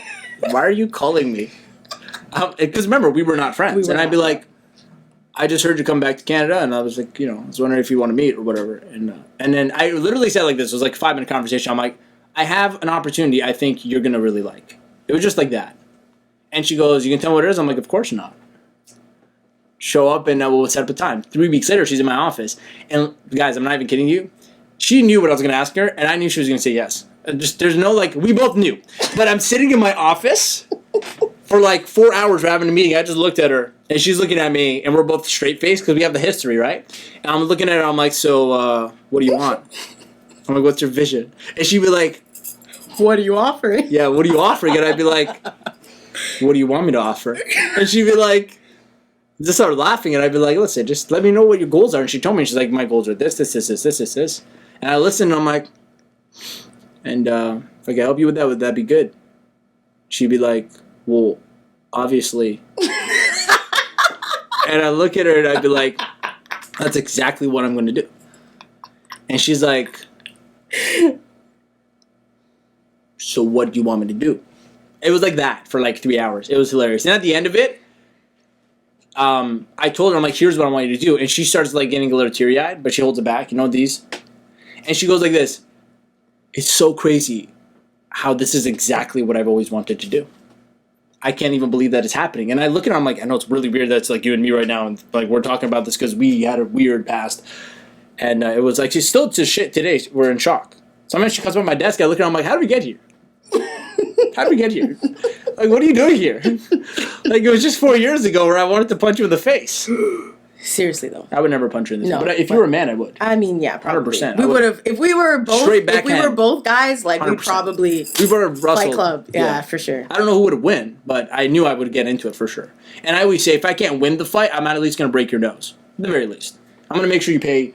There's a good price to beating me up. Yeah, exactly. If you beat me up, I'm going to make sure you remember that with, like, bruises in your body. Now, I've never fought in my entire life. I've only had one fight when I was in grade 6.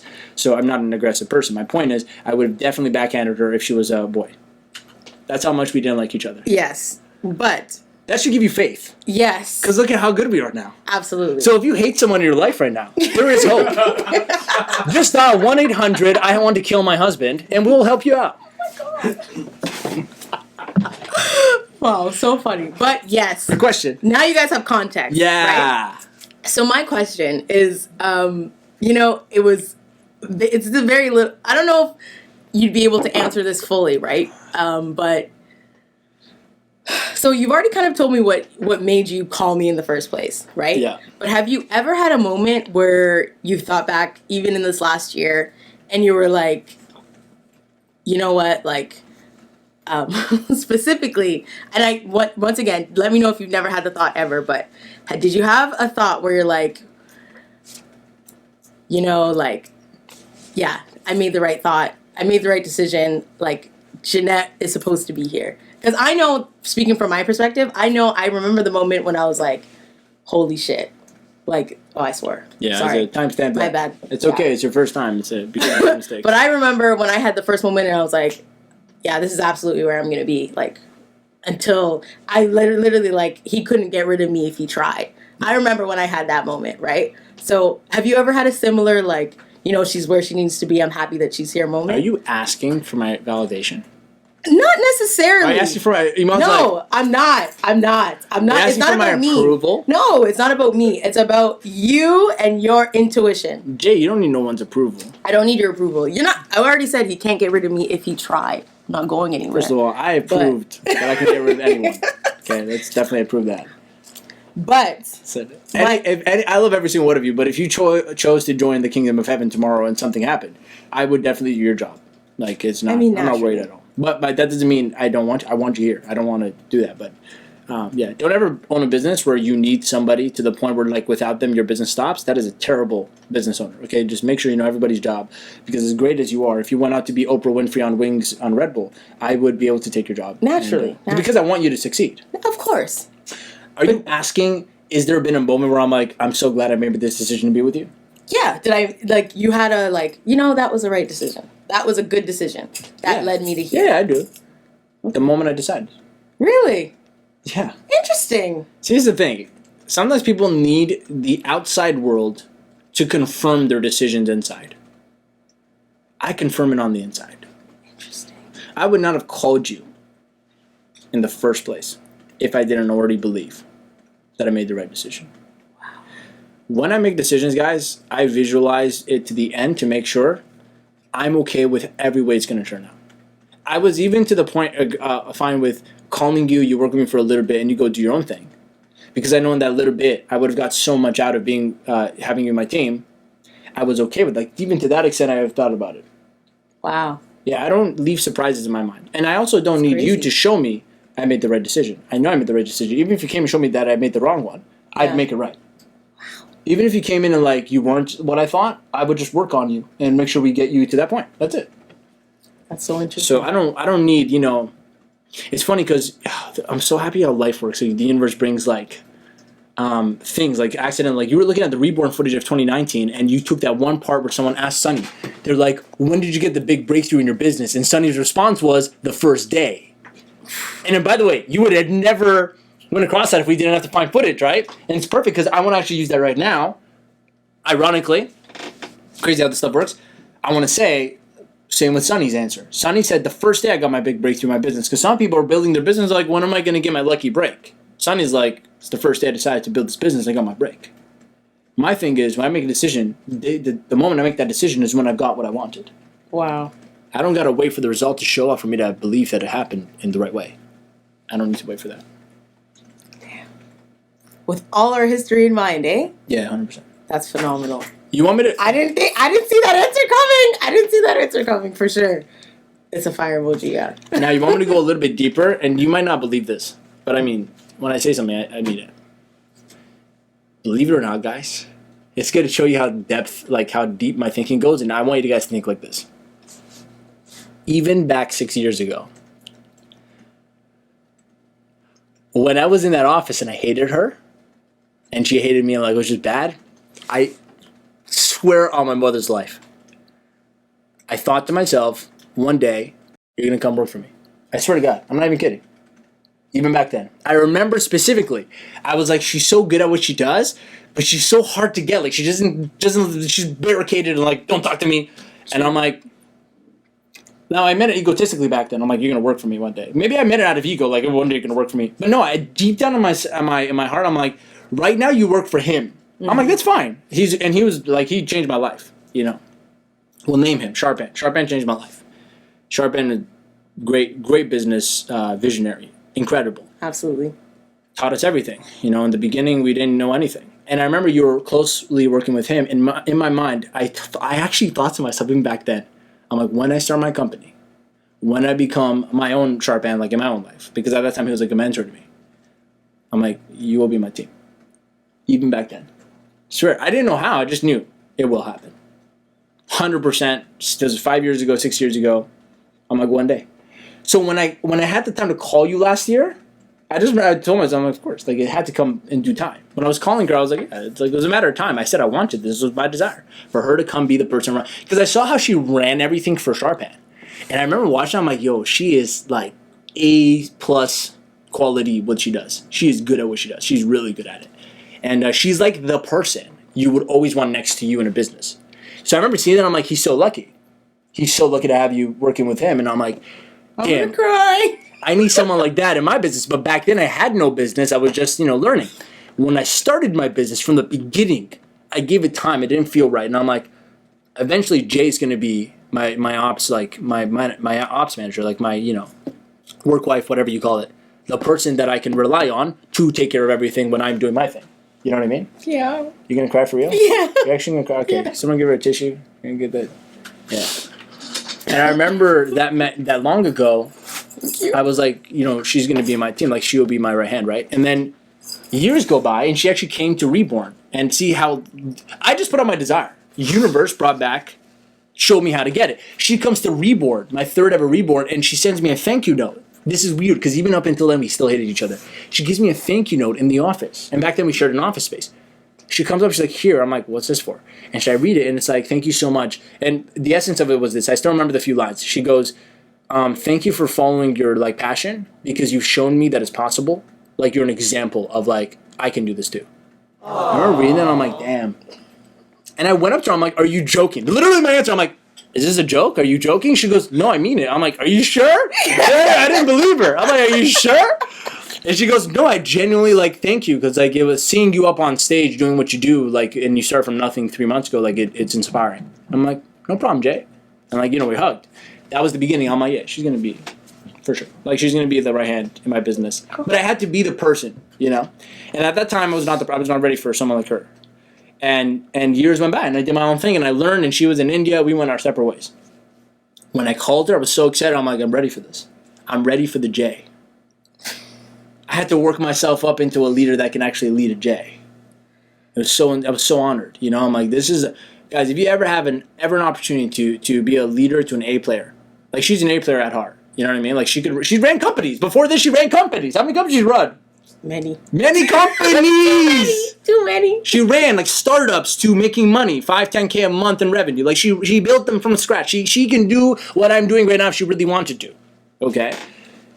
So it's some of you are watching probably, how do you get people like that to join your team and work with you? My answer is simple: be the person they would want to work with. So back then I wasn't ready. I was still a child in my head. So when I called you, I knew already. My decision was made when I first laid my eyes on you and I hated you.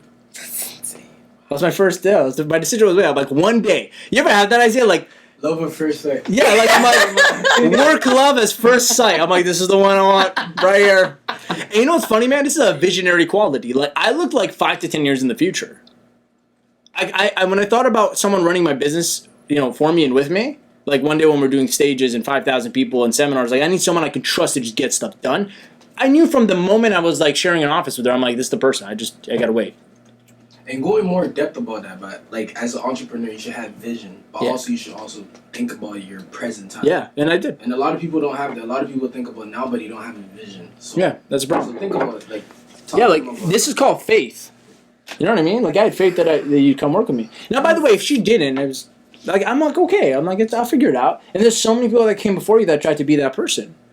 And at that time, that's all I can have. But I brought I genuinely feel I brought a firehouse, a powerhouse. What is it? Firehouse? A powerhouse. I would call it a firehouse.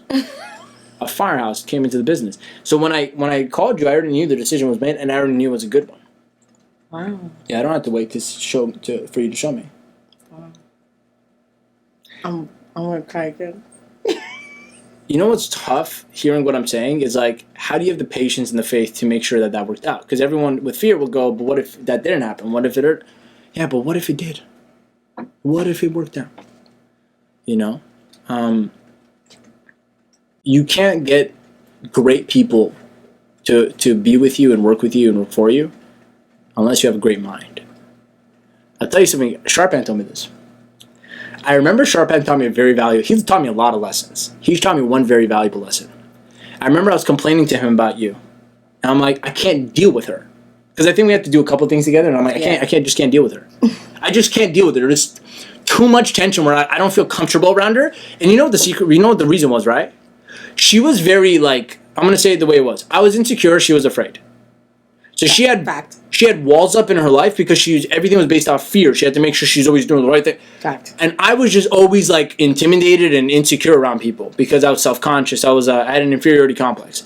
At that time, I didn't have TGR like on a very deep level to understand I messed up. But I realized I messed up. I fixed it. So we both had our issues. So together we were a terrible combination. And she's always like block up, and I'm like, oh, why don't you love me? You know. I remember I looked at Sharp and I'm like, bro, like how do you deal with this? And I just complained, and he just said one thing to me. I still remember this. I'm like, wow. He made me think so differently about you and anyone else that's hard to deal with. He goes, and I'm paraphrasing. I don't know exactly what he said, but I remember the lesson I learned. He pretty much told me, it is the one with strong egos. It's the one with the strong egos that are the best at what they do. But the trick is, how do you get them to work with you in harmony? Because they have egos. And I remember I'm like, what a genius little kid. At that time, genius little kid. He's smaller than me, but big mind. I remember thinking, wow, he's right. Because I thought about it. I always knew from the beginning, she's really good at what she does. I'm like, how did he get her to work for him? I'm like, yo, that's skillful. Because she had an ego, like a big, like she's like, no, like she Massive. knew. I'm like, how did this guy get her to want to work for him?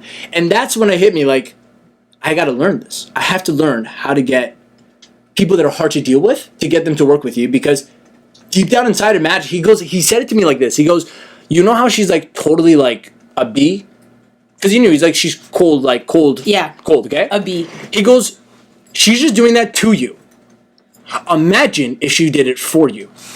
I'm like, whoa. And he was right. I'm like, what if I had a J with that kind of like fierce, like, don't F with me, but she was on my team? Then I'm like, I really got a strong defense. And I realized at the time the value you had, I didn't see your value. I was looking too much at your, like, my insecurities in you. Yeah. But I realized your value, and I realized you're only this, like don't F with me because you're so good. And because you were just confident in yourself. And I realized I wasn't confident myself. I didn't know how to lead confident people, and he did. And I learned such a valuable lesson that humbled me. So all the like thing I had with you turned into like admiration. I'm like, damn. So you're just good, and I'm just bad at like getting you to like me and like work with me. I'm just bad at like influencing you. That's a me problem, not a you problem. Yeah, that's a good lesson to learn. It's usually the ones that are hard to deal with in terms of like their egos. Like, you have to make sure you can manage them and like work with them without hurting their egos, because you don't want a bunch of like self-conscious, unconfident people that look up to you all the time and running around like your little minions. Like, you don't want that, bro. You want superheroes. And I feel like my team is made up of incredible leaders on their own. Like, Absolutely. They have their own leadership. And so like people are like, how do you get leaders to, follow you? And I'm like, first of all, they're not following. They're leaders, right? So they're leading in their own sense. They don't feel like they're behind me. They feel like they're next to me somewhere. You know what I mean? And then they're following me in other cases. There's no ego there. But it's like, because you have to be a leader that can do that, And I said in the last episode, I'm like, I realized the answer to everything is just change yourself. Just upgrade yourself, and everything else will fall in place. So your remarks? Wow. I mean, for one, I'm a little surprised a little bit, because, we had a very, very extensive history of like conflict, like real conflict, like this person, like, those people who you meet and you're like, they're just not my type of person. Like, yeah. Like, we're just never going to mesh. Yeah. Like, that was genuinely my belief. Right. And then over time, literally just watching you grow, watching you develop, and like, it's the same thing, right? It was like, it just suddenly, it's like something just switched, right? And it turned to admiration, and like I was a student of his before I was ever a part of the team, right? And it was a part of us as well as like, it's like humbling myself to be a student to someone who I never imagined I'd be a student to, right? And it's like, especially when you're someone who is like an A-type personality, who, you do have many, many qualities of, let's say, leadership or things that you want to pursue. Naturally, it's hard to like put yourself from a number 1 to a number 2 position. Like, it's just a mindset thing, right? But there's a time that will come, and any A player will tell you this, that they need mentors, they need coaches, and they need someone to kind of unlock the things that's within them that they weren't necessarily ready to unlock. And it was like it was literally the moment when I was writing that card to Armin, and I was like, you know, I may have always needed Armin.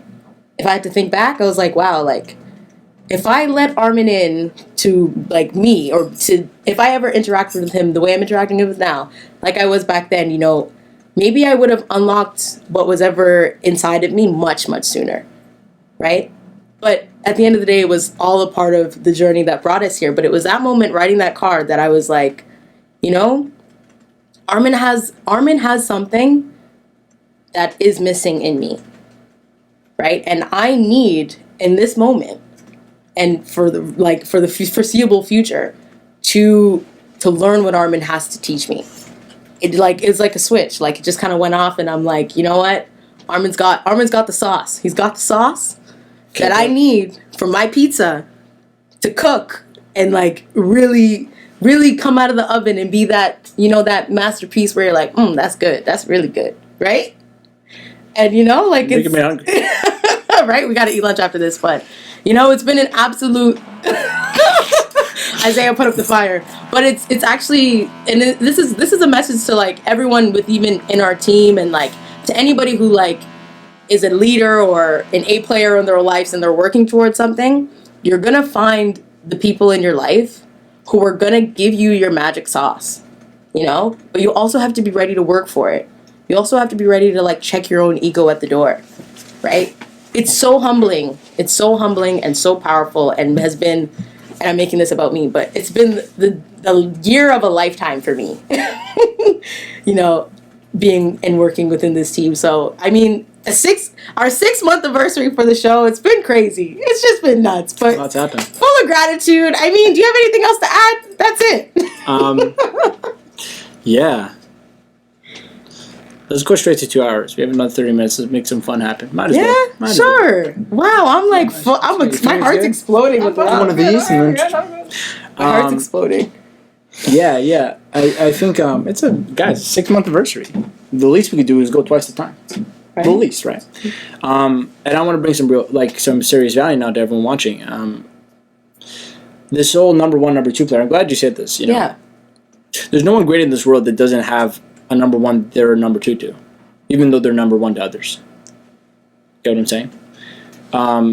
Be very you should be very worried if you're the only number 1 in your life. That. Now you're stuck. Do not be arrogant enough to think that you should be the top of your own world. I'm not.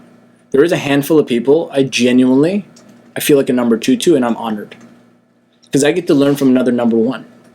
Here's the thing: you can't learn from a number 1 if you're number 1 next to them. You just can't.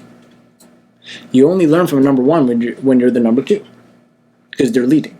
Yeah. Right. So if you want to learn from other people that are just as good as you, better in what they do, you got to be their number 2. You got to be their B player. The greatest thing she could have done is realize that, and then in 1 year, how much is changed for you? Everything. And a year ago, she could have made a very silly mistake of thinking, well, I don't need you because I'm an A player. And I'm like, all right, go do your own thing.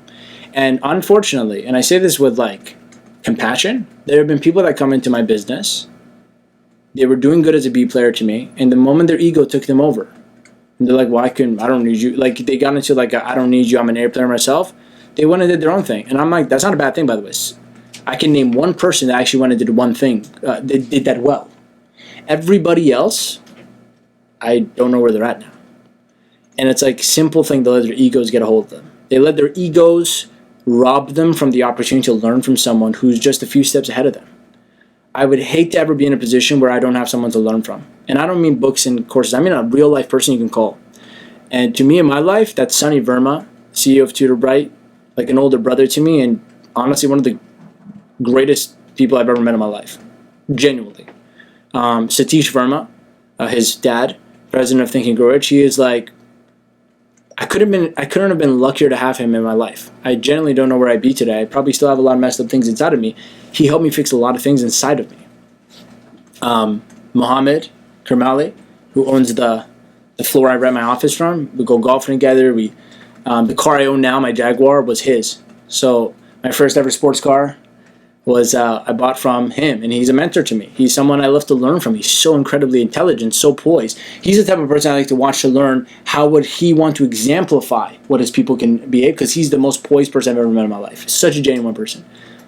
If I didn't have these people in my life that I can talk to, learn from, and be a number two to when I'm with them, so I can learn from them, always know that I don't know as much as them or haven't done as much as them, I would be stuck. Like, you guys would be listening to someone that's just arrogant and thinks his opinion matters. I don't know. I'm at any moment I could be wrong.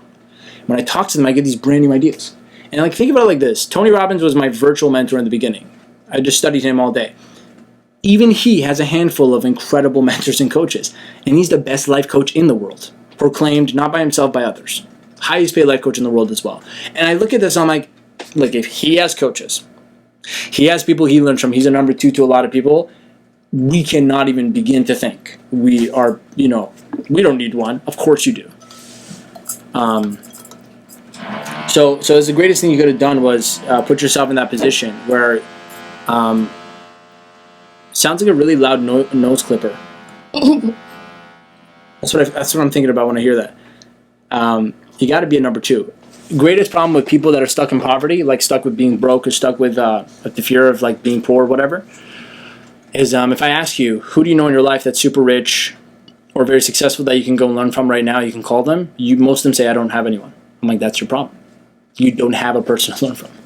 Like, a course in a video doesn't do you justice. In the beginning, it might do you a little bit of goodness, but until you can call somebody and say, like, how's your day going? What's your schedule like? What are you doing? Can I work for you? You're stuck where you're at. So, yeah, it's my honor that you could have done this with anyone, So, let's open up the floor for extra questions and comments and stuff. Like, Lauren, I'm sure you're boiling with questions. So is Isaiah. I'm sure Iman's boiling to read us the engagement right now. What's going on Facebook, on Instagram? Jessica says, I love it, ha ha ha. It's always Avengers examples. Always Avengers examples. If you guys are not watching Avengers, you're missing out. And Arvin says, interesting way to negotiate. That was about your meet with Arvin. Yeah. Oh, yeah. Well, it's because we already knew. At the end of it, we actually looked at each other. We're like, I want to be here. Yeah, I'm like, he's literally I want you to be here. Like, I want you to be here. You want to be here. Like, let's just do it. And then she's like, why don't you get to the point? I'm like, this is way more fun. Literally, that's what he said. This is way more fun. Like, and she goes, this is more fun. Yeah, I'm like, well, fine. Yeah.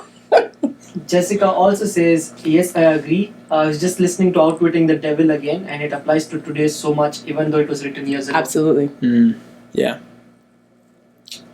How about Instagram? What you said had me thinking, man. Like, What'd I say? They're like, with what Mr. What's his name, Mr. Sherman? What he said about how, like, for you to influence someone, you have to become that person. Yeah, 100%. Like, without that, just be quiet. Yeah. You have to become that person. You gotta become the person, man. That was insane. It has me just thinking. Yeah, man. By the way, guys, if you have questions, go to AskArmin.com, submit them. On Instagram. I think I saw one before. It was maybe from Marlena? I'm not sure. It's okay. If you have questions, go to AskArmin.com, submit your questions there, and I'll give you free coaching worth thousands of dollars. I'll help you out with your business. I'll help you out with your mindset. I want to give back. This is my way of giving back. So make sure you go to AskArmin.com. You fill out the question and put your name and your information so we can shout you out on the actual show. And then click that little button at the bottom of the box so that I can send you emails filled with valuable information, valuable free content that can help you with your business. If you guys like it, So, more questions. I know you guys have more than one. What's the crazy thing? Yeah. So, on repeat on Friday, right? I heard you're having like a mentorship coaching or something like that. Yeah. And you're talking about Steve Jobs about this motivational video about like death. Like he was explaining about that. About how death is inevitable. Like it has to happen, and people are scared. People that want to go to heaven are scared to die. Yeah. But it has to happen. And I was listening to that motivation all over and over again just to understand what his message was, because he obviously had a message in it, right? And I'm understanding. I'm like, so why am I scared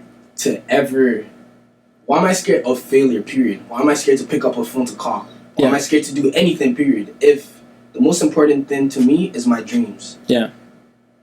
Without my dreams, I'll have so much. Without my dreams, I'll be miserable. But to get my dreams, I have to fail. Death is inevitable, which means that I'm limited to the time I could spend in this earth. Which means that, what am I doing right now? What's so important to me? It comes down to the question that I was asking myself, like, what's so important to you? Yeah. Like, would you rather live in a world without what you want, or would you rather live in a world with what you want? And as soon as you make that decision, it's like, come on. Yeah.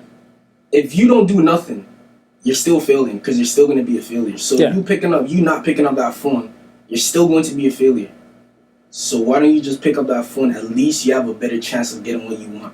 And I was just thinking about his message, and it's like, it's just so, like, as soon as you understand that you are going to die, everyone is going to die. That's inevitable. We're all going to die.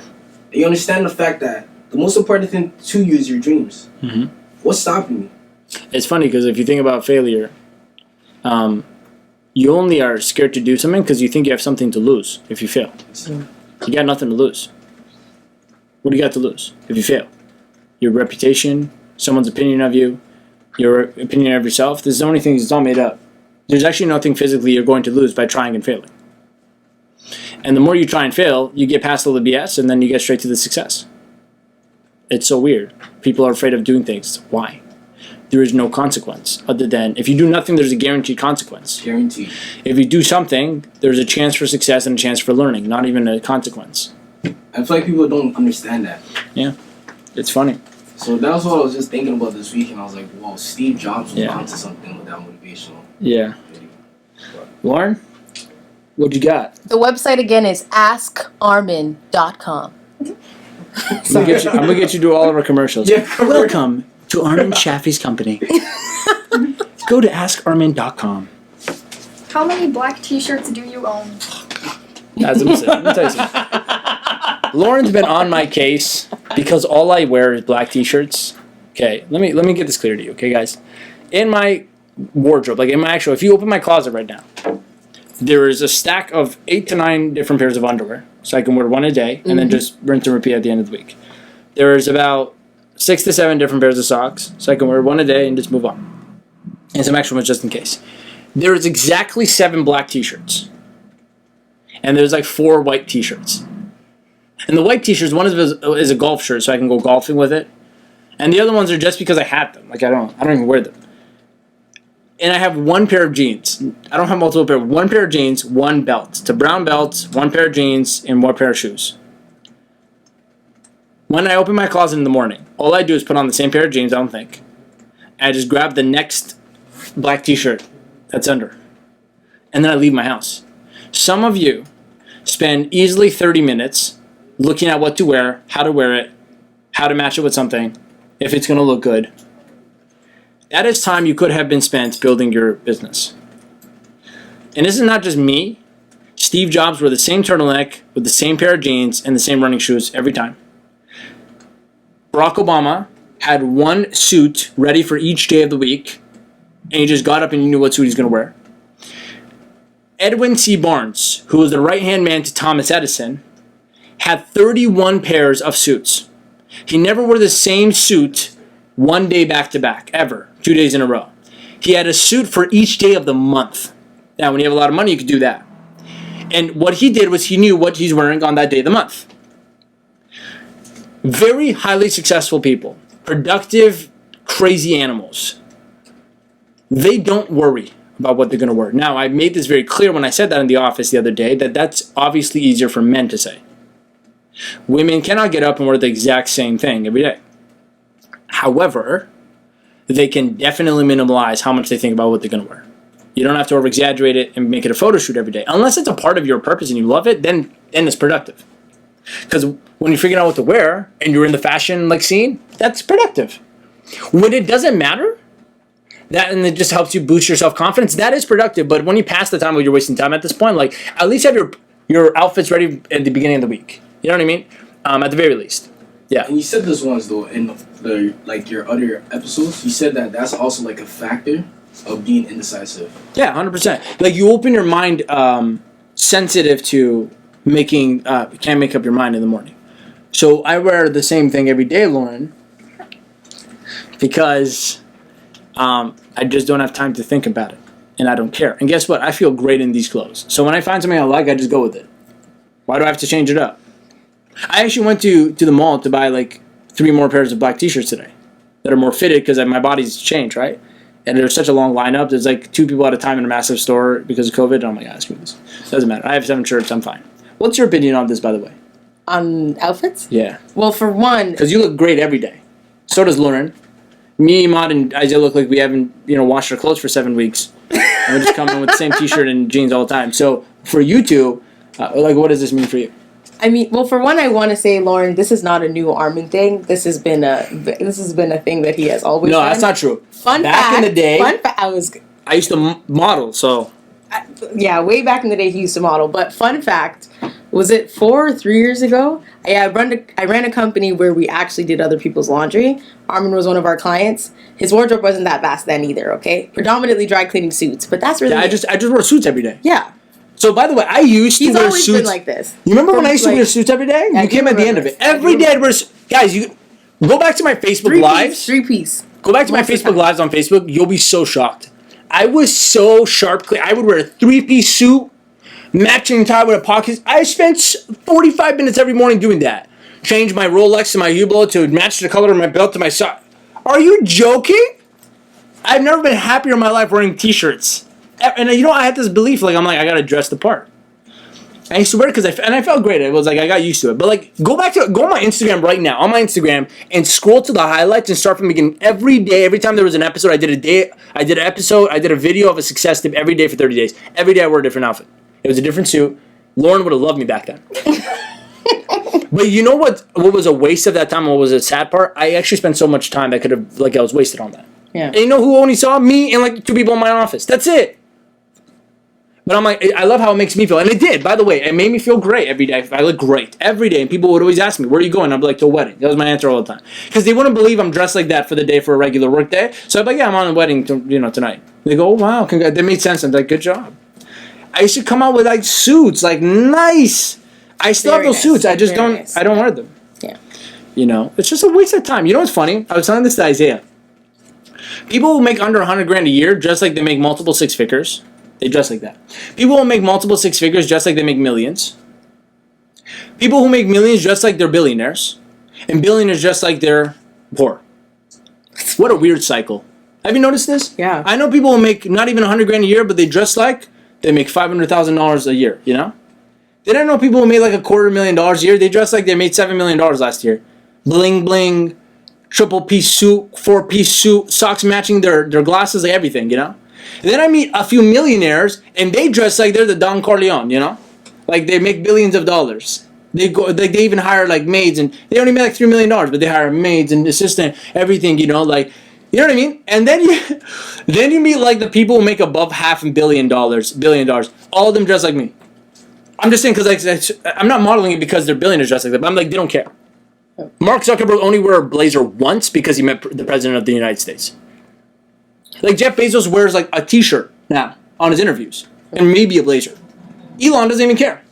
I've never seen Elon in a suit ever in my life. I think he wears t-shirts and blazers and that's it. Really weird, right? That is true. So here's a big thing I knew. When I made $100,000 a year the first year, I dressed up in suits. I looked like I made multiple 6 figures. And then I made multiple 6 figures and I dressed like I was a millionaire. Then it's now we're going to the million mark. I'm dressing downwards because I got the point. I don't need to dress like I'm a billionaire. I think I'm a billionaire now. I could just go straight to I don't care what you think. Let me just be comfortable and get the work done. So in Sonny has a multi-million-dollar business. When he coaches me, it's funny. Every time he looks like he's a student in college. Swear to God, he's wearing a hoodie. His hair is always funky. I love his hair. He's wearing headphones, probably a cap, a sweater, or a t-shirt. That's it. And and it didn't hit me. Oh, this is a good story. It didn't hit me once I went to go meet Sonny last year in the middle of my 3-piece suit days. So I go to his office. Here is this wildly successful businessman next to I'm just a startup. I look like I own the building. He looks like he just came out of Ryerson University, and I'm not sure if he's watching this. He'll laugh because he was wearing his own hoodie for his company. He looked great. Doesn't mean he looked bad, but he didn't look like he was dressing to impress. And I remember sitting across from him. I'm in a 3-piece suit, wearing a nice fall coat. I look like and he's just sitting there his hair's messy because he's been working. He doesn't even care. He's just sitting there. And he looks at me. He's like, And he looked at me, and he directly commented, he's like, so, do you wear a suit, like, all the time? It was like a conversation about my suit. I'm like, honestly, I just feel good with this. And I forgot the conversation in detail, but I remember we went back and forth about outfits.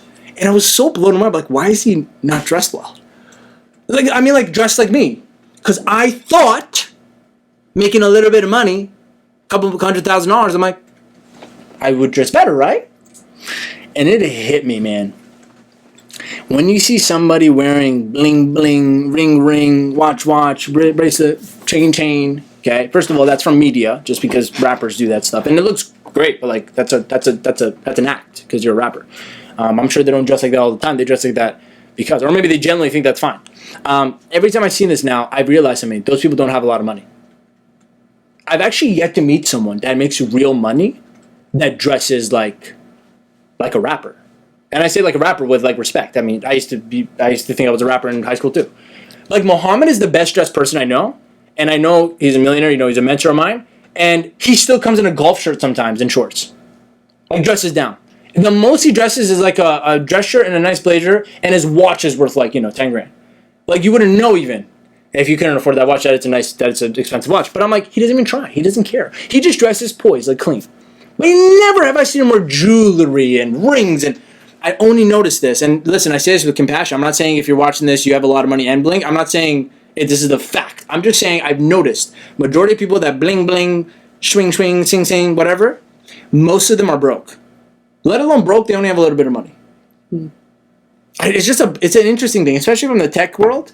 Oh yeah. All the tech people make like they're raising like millions, like more than you can even count, hundreds of millions. The guy looks They like don't care.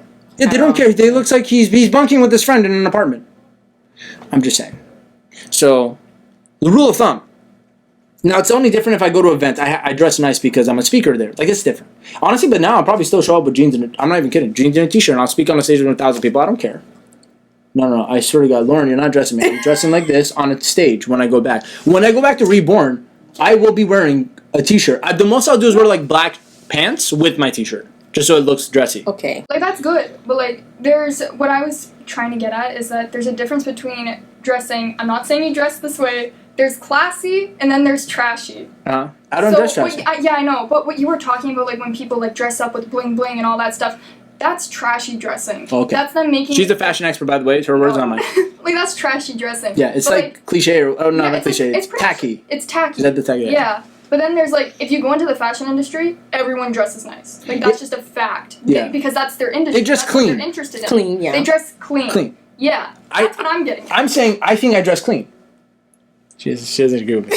I think my black t-shirt and jeans are nice because you know what? My t-shirt's nice and fitted. My jeans are nice and nice color. I think I dress clean. No, that's the thing. Good. I feel good in what I wear. If I felt, here's my only rule of thumb: don't look like crap. Meaning like you feel like crap. Yeah. Like you show up to work and that's different. But look good, whatever good is to you. Overdoing it is what I'm talking about. Usually other people that are just trying hard and they have inferiority complexes. I'm telling you guys, I'm going to say this one more time. I've yet to meet a person at networking events and me and Satish, we laugh about this all the time. Me and Satish always laugh about this because like Satish also just at most wears a blue blazer with his dress shirt. At most. And he wears the same every day. He doesn't wear a watch, doesn't wear a necklace, doesn't wear anything. He's just like, and I'm like, yo, he's the president of Thinking Grow Rich. When we get people like, I see these guys like 3 chains, a watch that can, blind you. The rings are the biggest ones, eh? The big rings. Yeah, massive. That's Super Bowl rings size. like this big. There's a ring this big. I own one, by the way. I own a lot of these. I just stopped buying them. And I'm like, I look at them. I've yet to meet a person that's dressing like this that deep down inside they're like legit, genuine, successful human beings, have peace of mind and a lot of money. I've yet to. And every time I meet a very wealthy person, they always dress down. Every time. I met a guy who was worth $700 million with Satish. He's one of the students of Think and Grow Rich. The guy was wearing like a golf shirt. You get what I'm saying, guys? It's a good show. If you guys like this show, by the way, if you guys like this right now, if you're on Facebook, hit that share button so some people can hear out what we're saying here. Maybe it could change your life. And drop a comment down below. What is your favorite takeaway so far from the episode? If you're on Instagram, also leave a comment letting us know what's the favorite part of your episode so far of the 6-month anniversary. And if you're on YouTube, hit that subscribe button and that little notification bell if you want more incredible content. If you like what you're hearing, we're going to give you more of it every single week. And yeah, guys, drop a comment down below on the YouTube and the YouTube page, letting us know, what was your favorite takeaway so far from this, and if you're going to implement it. So, if you have questions, guys, stop being afraid. Just go straight to AskArmin.com, submit your question, and we'll answer live on the show. You can literally get thousands of dollars worth of free coaching on your business and on your mindset that you would have had to pay me otherwise. I'll do on the show for free, and that's what I'll do for you. So just go to AskArmin.com and submit your question there. So yeah, go ahead. Closing remarks. Yeah, well, really quick, just on the close. I mean, I think for women, if you're dressing for somebody else, you're wrong. You're doing it wrong. Okay. Just pick things out that you feel like your best self in. Genuinely. I think that's the bottom line, right? Like, for women, we've got to accentuate certain things. We want things to fit in this way or that way, or, get this curve looking just right, whatever. But if you're doing it for someone else, you might as well just wear a paper bag, Wake up in the morning and put on whatever you feel. Garbage bag. Feels good. Oh, garbage bag's bigger, right? Just put on what makes you feel like your best self, right? If that's a t-shirt and jeans, wear a t-shirt and jeans. What she just said was brilliant, because even when I think back to when I was wearing suits, I wore it for myself too. I never wore it for others. So key is, no matter what you wear, just make sure you're doing it for yourself. Absolutely. Wear what makes you feel good. And sometimes being fashionable makes you feel good. So do that for yourself, like I did as well, and you did. And I'm just saying, then eventually what you want to do for yourself is also comfortable. And now comfort is my real priority, not looking good for anyone. By the way, here's a little hack to looking great no matter what you wear all the time. Get fit. That's your hack. But Armin, nothing. Smile. Get fit. No, smile. Even if you smile on an unhealthy body, you're gonna look. You're right. Actually, no, I can't.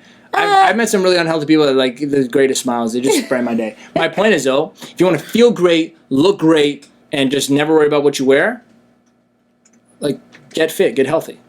Promise you. You know what I say to them? I'm like, before I used to wear suits to, like, be my suit, like to show my alpha or whatever.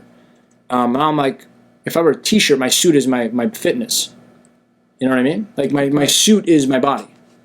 I don't need because it's like suits for men are like lingerie for men, right? I'm like, I don't need, the lingerie is my body now.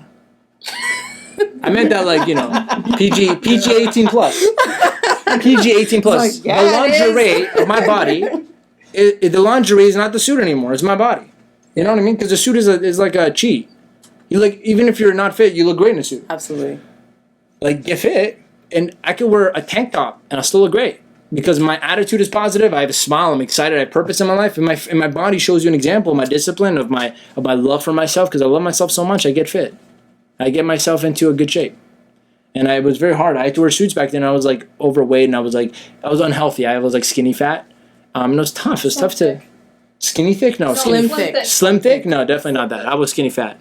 I love handles, and they were not full of love. That's what it's called. That's what the kids say. It's slim thick. Listen, kids, it's not slim thick. Love handles. Skinny fat. Not full of love. Funny. Yeah, love handles, not full of love. They were like resentment handles. But you lose weight, you feel great, guys. Like, it doesn't matter what you wear. Anyways, it's been a great episode. What an episode. Wow. She even cried. I gotta make sure I match it. Oh. Thank you for tuning in to the 6-month anniversary of ClearTalk. You ever seen that meme? I love you and I miss you.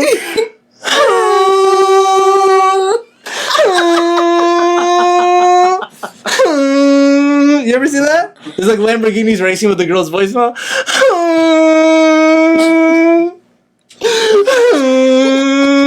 It's the funniest thing in the world. Thank you for tuning in to ClearTalk. This is the #1 show for entrepreneurs who need clarity. I'm your host, Armin Chappie. This is my co-host for the 6-month anniversary episode, Jeanette Oduro. And I hope you enjoyed the show. Make sure you ask your questions at AskArmin.com so we can see you every Monday at 12 p.m. Eastern Time. Love you so much, and make the rest of your week the best of your week.